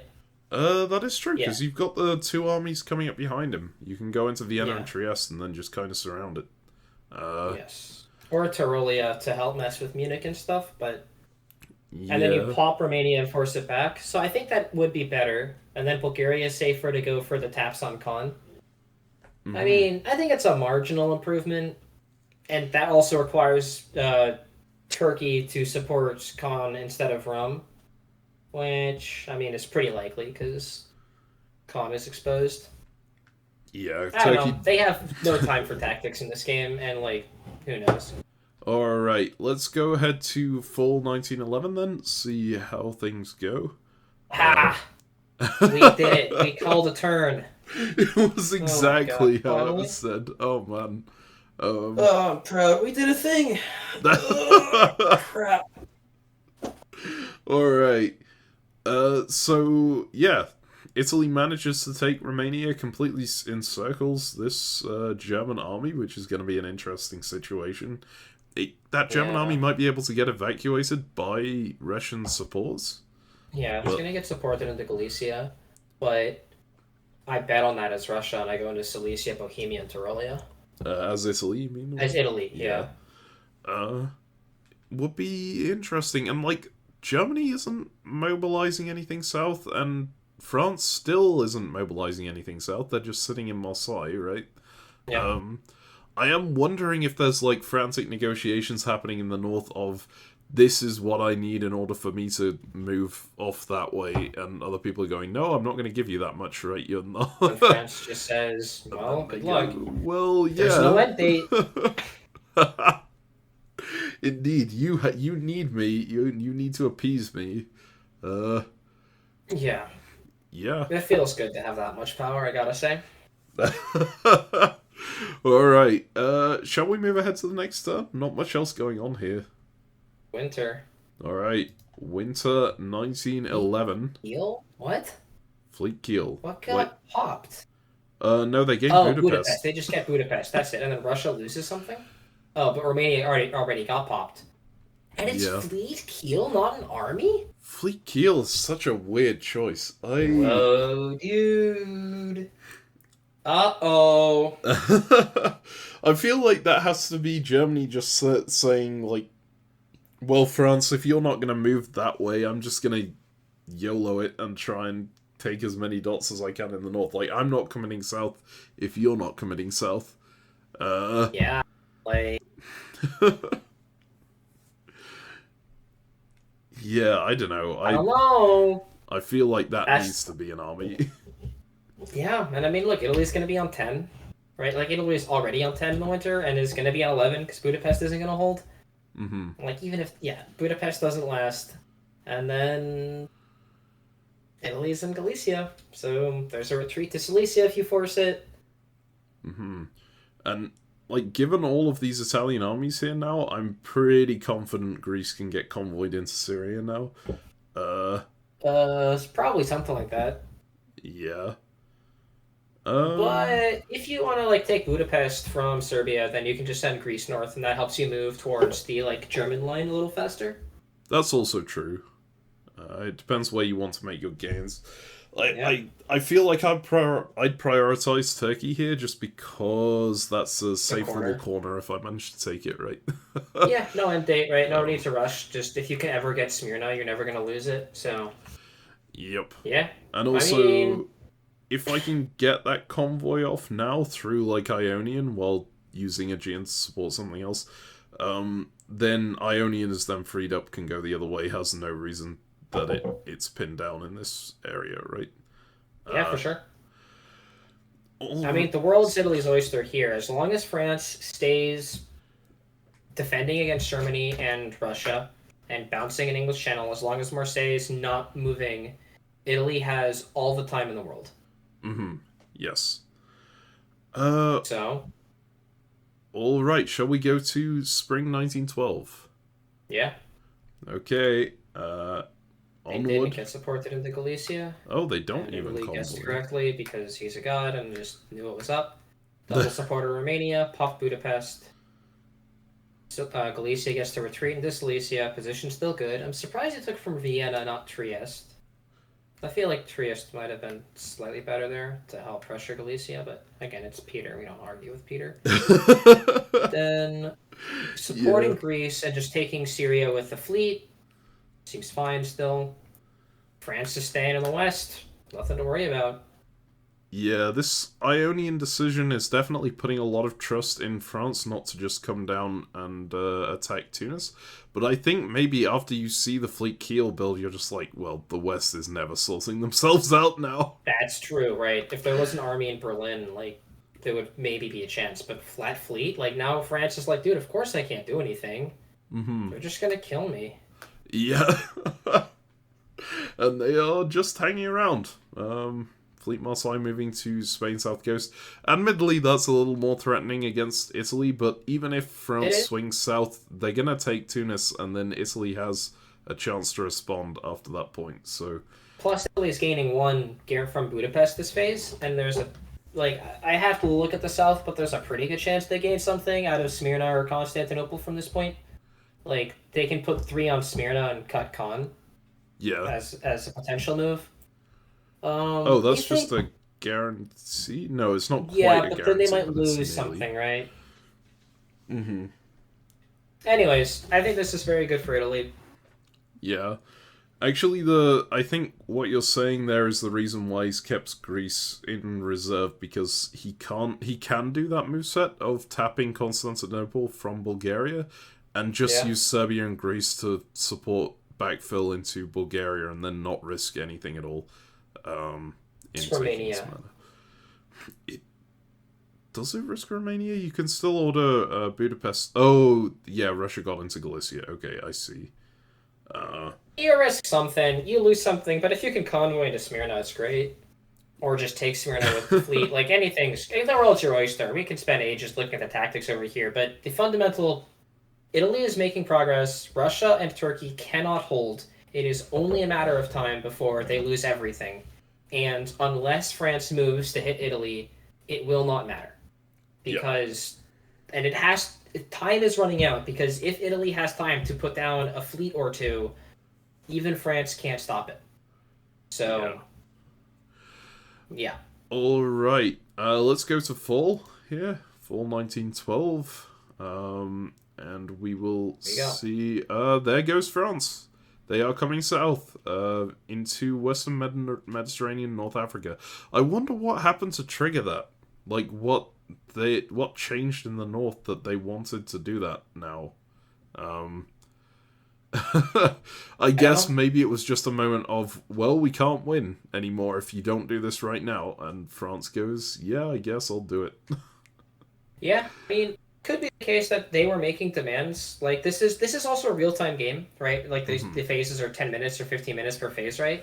And so, and sometimes people just have a little more time to think about it and stew. And they were like, dude, if you don't do this, you're just throwing. And, like, I think they'd be right. Also, again, I hate to bring up throwing again, but, like, the topic, I mean, it's fair, right? Not attacking Italy is throwing. Is it throwing to just hold your line or not? I don't know, but it's necessary to stop Italy from winning, and now finally France is making the moves. Yeah. I don't know. Up to you guys. So Convoy into Smyrna. the convoy into Smyrna works. Turkey takes the opportunity to force their way into Bulgaria, which does work. I guess with this exact moveset that Turkey and Russia did, there was no way Italy was gonna gain Smyrna without losing something else, I think. Yes. Yeah. But Italy also predicts that and walks into Warsaw. Yeah. Not Berlin or Munich, but Warsaw, and that's just as bad. Really nice move. And we also need to say, like, this is, as Ezio mentioned just then, it's a real-time game. You're playing it with 10-minute phases. Spotting tactics like the fact that you can walk into Warsaw if they're doing the counter moves to your Smyrna convoy. It's not something that's that easy to spot when you're on a clock like that. So, an absolutely beautiful move here from Italy to gain a double build overall, right? Because they lose Bulgaria at the same time. Yeah, lose Bulgaria, but gain Budapest, Warsaw, and Smyrna. And just in time, because now they can put down, like, 2 fleets or something. Yep. And it is worth noting that even though France moved 2 fleets down, they didn't move all of their fleets down. And Burgundy is still sitting in Burgundy. They're not bringing that army south. And Munich is covering Berlin instead of moving into Tyrolia. So... yeah. that fleet in Berlin, or wherever, was it Fleet Kiel, I think? Kiel. Like, that's maybe the move that triggered the end of the game. Like, if that was an army, Italy never gets into Silesia, right? I assume Army Berlin, specifically. But, I don't know. Yeah. Anyways, power rank, winter, right?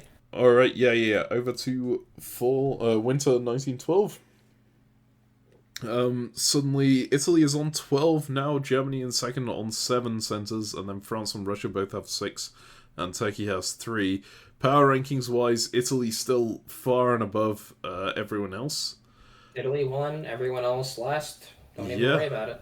I mean... Let's go next. I'll just leave them as they are here. So, spring 1913, the Obviously, France is going to get into Tunis here. There was no way for Italy to stop that. I am interested that Italy built another fleet. Sorry, just one fleet, not two. But I guess it makes sense. I think Armies Italy are really, just... really important. Yeah, Italy just decided there is no way I'm going to get Tunis back. So I'm just not going to bother. I'm going to build the army in the north and make sure I have a decent defensive line if Germany sends this Munich army south. Yeah, Robert, you don't have to solo in this game. You just have to have more centers than anyone else. And yes. so Tunis isn't necessary. If you have everything on the eastern part of the stalemate line except for St. Pete, Munich, Berlin, Tunis, you're going to be on 16 centers. No one's going to beat you. Yeah. So, yeah. And again, just really nice moves from Italy here. Warsaw, Ukraine. This is beautiful. Cool. It's just the pop there, and then Russia is panicking and retreating back into Moscow because of the Warsaw thing, which means that Turkey is now completely unguarded, right? And not even supporting Romania. Just like, you can take it if you want it. And then they don't even take it. My God. I mean, actually, they did a pretty good job of it because they cut Galicia, Ukraine, and Bulgaria. So it would have needed Black Sea or Sevastopol to support the attack in. And... Yep. I would have been proud of myself if I'd, tapped Moscow and Ukraine. This is way better. Alright, well, look, I mean, again, I've said it before, I'll say it again. Sometimes people are better than you at diplomacy.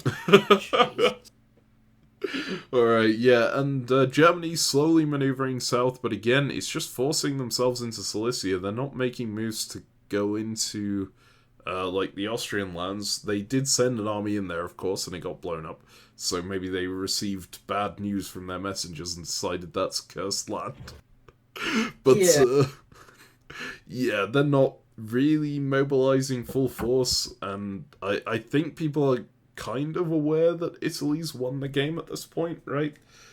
Or at least they just can't get people on board enough to stop it. Partially that, also, the mechanics. Germany and Russia have too many fleets in the north. Yep. They have 6 fleets up there, which, to your point, can't defend. There's a stalemate line that does exist that you can hold, the Warsaw-Moscow area, but you need to have enough armies to be supporting in Silesia, Munich, etc. And even then, we're just talking about holding a stalemate that keeps Italy at 14 or whatever. But Italy's on 14. You can stop them from getting any more, but you need to push them back to stop them from winning. You have a very, you need to do this while Turkey is still alive. You've got, a year or two before Turkey's completely gone. So, good luck. Yep. And it doesn't even look like they really recognize that. They surely must, but I don't know, what are they supposed to do, I guess? I think maybe at this point, remember this is the inaugural DBN Invitational. It's a pretty prestigious event, and it's quite, if there is still a chance for you to win, you probably still fight for that win. But it feels like the players in the north are all realizing we can't come to a working conclusion that will stop Italy from winning this game, right? And none of them want to be run over by any of the others while they're doing that.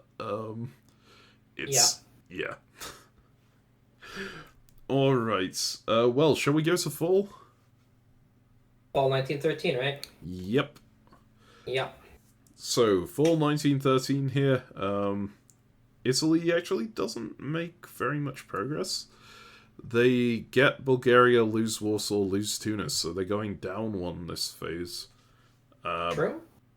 But they did get into Bohemia. And Turkey is also down one, and so Khan is going to fall next year. Yes, that is huge. That's the big difference between this being all Russia on this front and the fact that Turkey is holding these centers alone. If Russia had the units down here, well, if Russia had the centers, they would be able to take off, like, Norway or Bosnia or something. But no, here, Turkey has to disband, and that is going to make their defense collapse.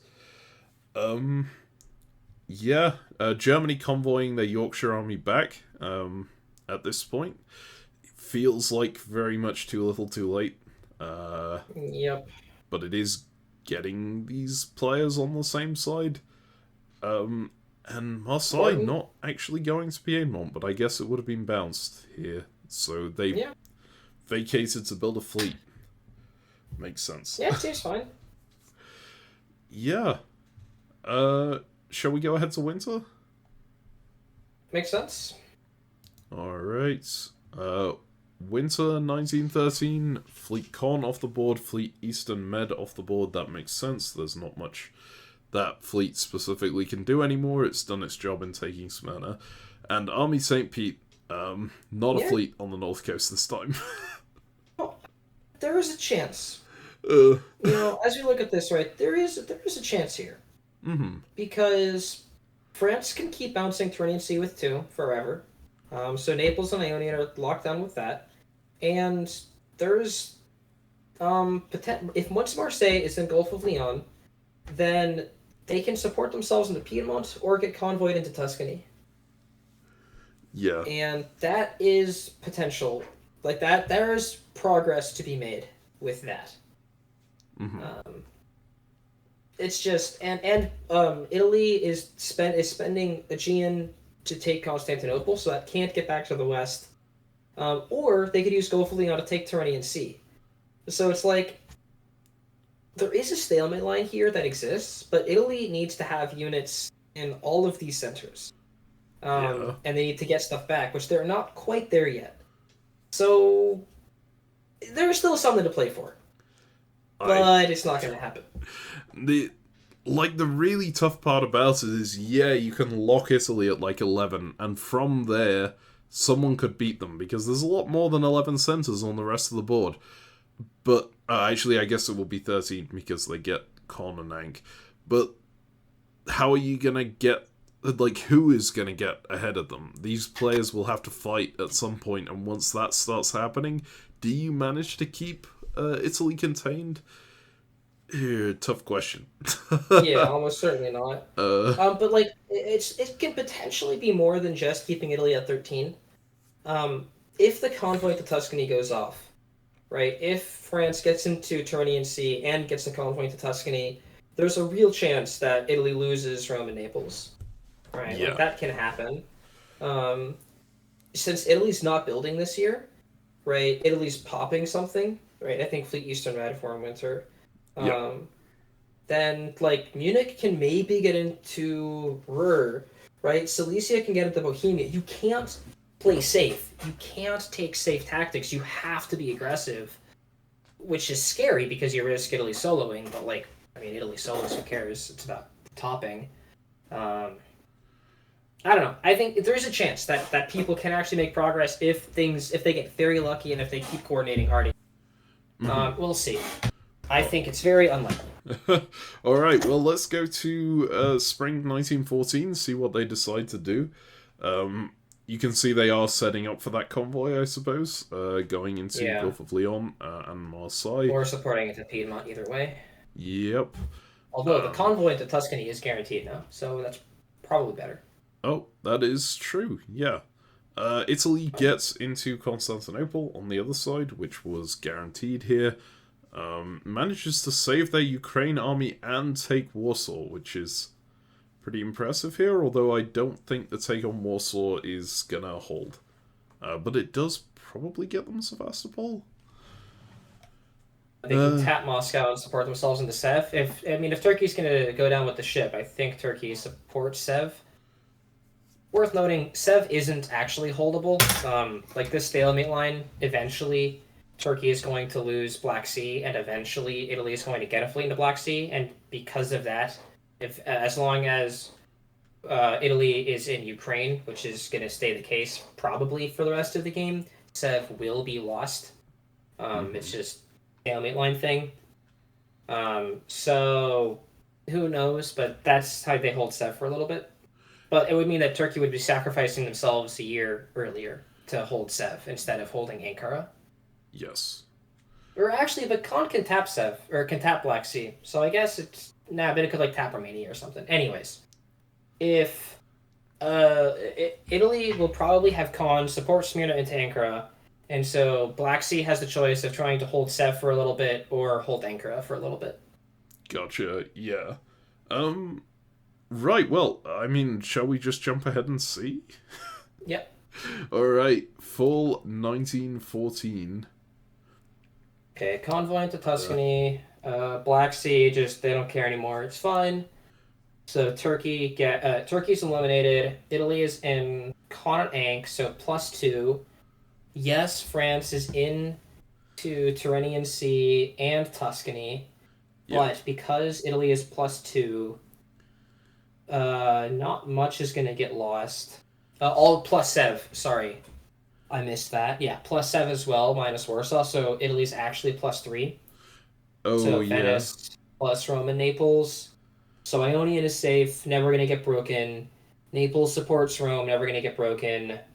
Trieste supports Venice, never going to get... Or, like, Tyrolia, Adriatic. Yeah, I think this is, stalemated now. Yeah, I'd need to have a look more closely, and I'm not going to bother because I just want to look forward and see what happens. But yeah, it seems pretty close to a stalemate at least. And I kind of love the rejig that Italy does with the fleet going up into Adriatic here. Make sure that you clear your build center by moving Naples down and getting that into a position that it can support Venice or even Trieste if they push in further from. They're not taking anything anymore. It's done. It's locked. All right. Well, shall we go ahead to winter then? Yep. All right. I need to remove Turkey from the power rankings. Sorry, it's not a true stalemate. I forgot that Russia's still in Armenia. Oh yeah, they did get a retreat there. So it's not technically truly stalemated, but like, come on, guys. Alright, we don't really need to do power rankings here. I'll leave Peter at the top and put the other three further down. And then we can move forward to spring 1915. And here, I guess Peter is prioritizing trying to get rid of that Russian army behind the line so that it becomes a better stalemate, right? Yes.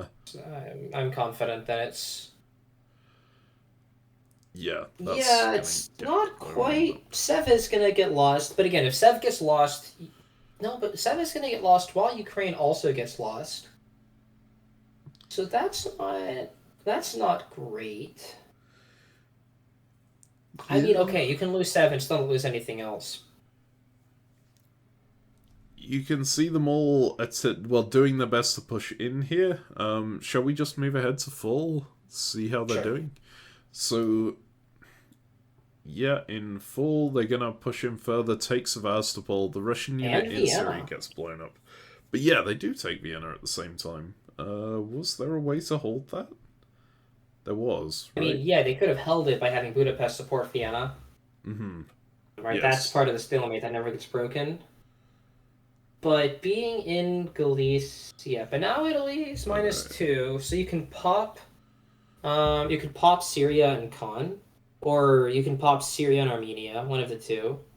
Or like Khan and Smyrna or something. Yeah. I think you pop Khan and Syria, you try to get Smyrna back into the Black Sea, and since you're in Galicia, I'm pretty sure you retake Vienna. Again, look, he's -2.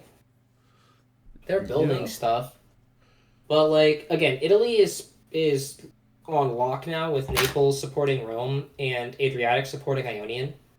Right? That's never going to get captured. And then you can continue slowing down advances.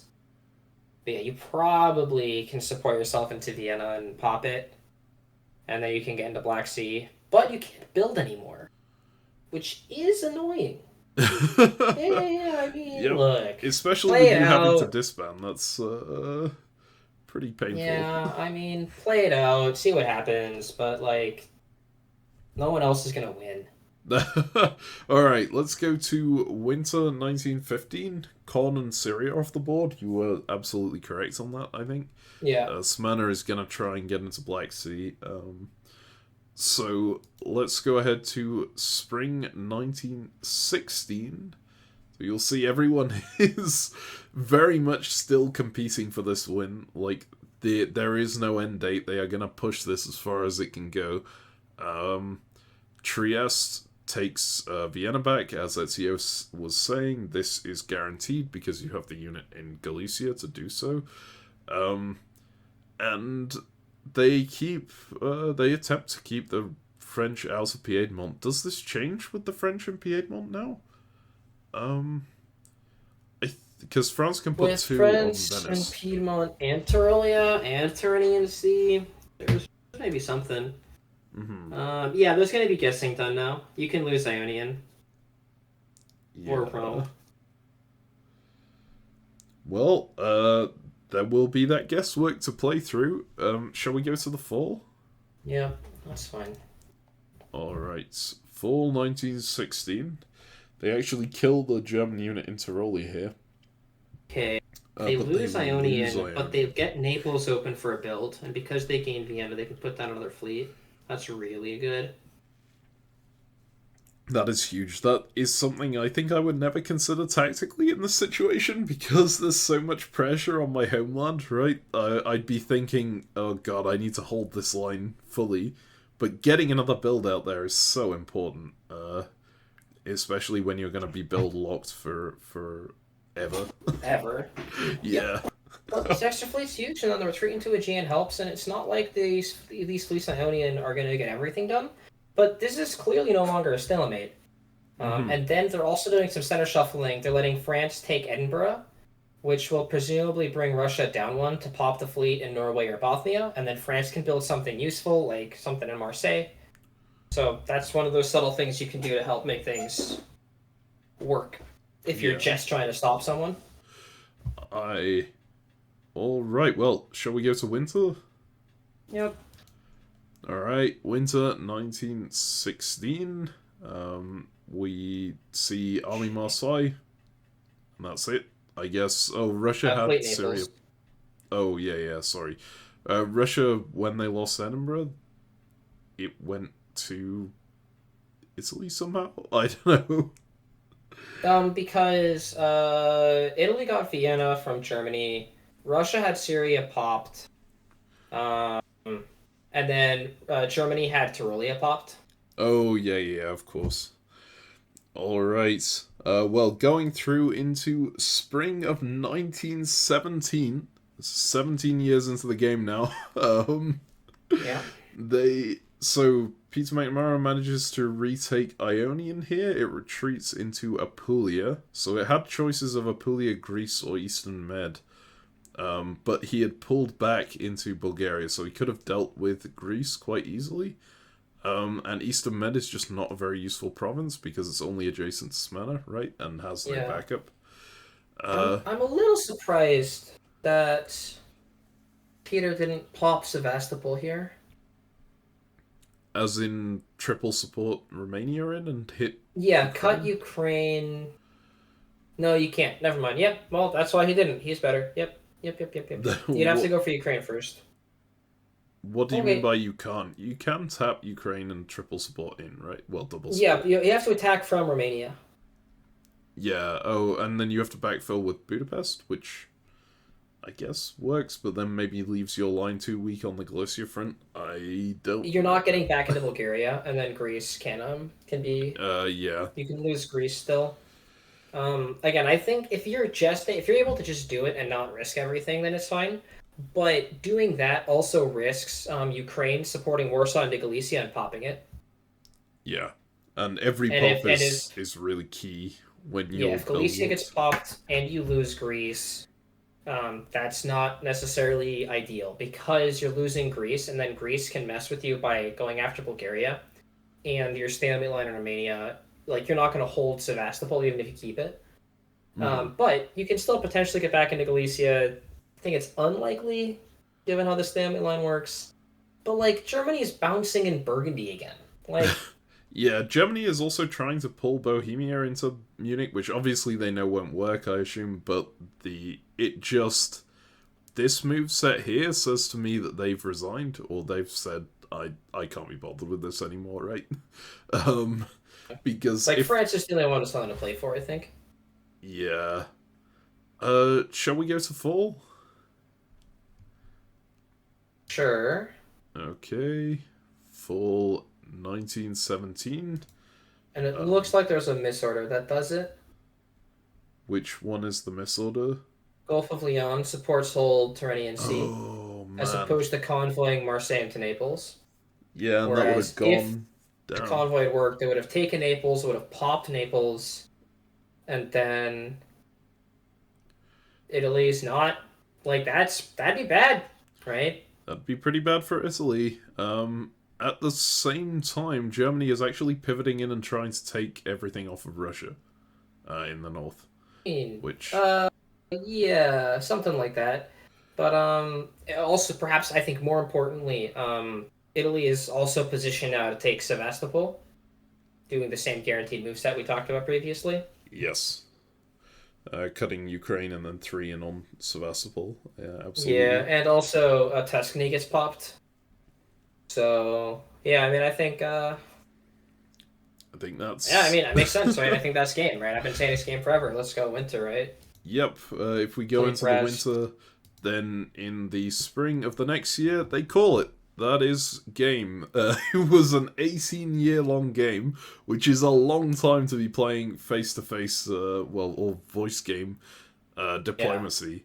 Yeah. It was a pretty legendary match. I mean, we had called that, well, you in particular had called that Italy was probably going to win from quite a lot earlier than this, but you can see everyone was willing to, like, fight it out to the very end. Any moment that they still had a chance, they were willing to try for that, right? Yeah, these three powers who had been at war for many, many years all managed to get a unified front and make progress. And ultimately, I think if they don't misorder, and if they get the convoy into Naples, they'll probably keep playing. Mm-hmm. Yeah, especially, like, I feel like Germany is positioning to take Russia out of the game, right? Or to try and take Norway, Sweden, and St. Petersburg. If France gets into Venice, Rome, and Naples, that's actually a relatively even split between Italy, Germany, and France. Even with Italy pushing up into Russia, right? Yeah. Yeah. And, like, Warsaw and Moscow are going to be contested, and France has made some gains, but is also potentially exposed. Like, yeah, no, I mean, anyone was in it, and I just think that their spirits got broken with the misorder here. Mm-hmm. Yeah. I mean, my spirits is broken too. Right? I finally have the correct guess. I've been making good moves just for so long. Slow progress eventually got there, but then I misorder, and then you lose Tuscany, and it's like it's gonna take years to get back in position. And, like, you don't even win if it works, necessarily. You're doing all of this for a chance to have a victory still. It's like, no. Maybe real life, too, right? We're going 18 years in game. If it's whatever... It's 15 minutes a phase. Plus, like, retreats and builds, right? Retreats and builds are, what, 5 minutes? I think they're supposed to be put in as quickly as possible, so they would be like 1 or 2 minutes if you're... Sure, and this is rulebook press, right? No negotiations? Yeah, no negotiation during retreats and builds. Roughly every year is half an hour if we exclude retreats and builds. Well, it's really social, like 40 minutes, I think. Yeah, so we had, 9 hours, 10 hours? Yeah. Probably a little longer. mean, totally understandable why, like, at some point, maybe this guy has to sleep. And they're like, guys, we're done. Yep. But honestly, really well played game from all those involved, except perhaps those named CaptainMeme. Finest hour, CaptainMeme. Yes. That was 5 years ago. You've grown. You've gotten far better at diplomacy. Thanks to all the commentary that we've done. Obviously, That's the reason to even it's all the stuff I've learned from you. I've become much better at this. Unlikely. Oh Yeah. man. But yeah, I have genuinely not become very much better at voice games. I'm still like these players are far above my level at what they do in this. Okay, so I mean, who is on these players' levels? You know, not that many players. In the You world. want to know who is on these players' levels? If you want to find out, watch the Diplomacy Broadcast Network Invitational this Saturday. I think it's this Saturday. It might be this Sunday. God, that'll be embarrassing if I got that wrong. Because Weekend. there are another 7 finalists, and actually, like, I think they are very much on or above the same level as these players from this one.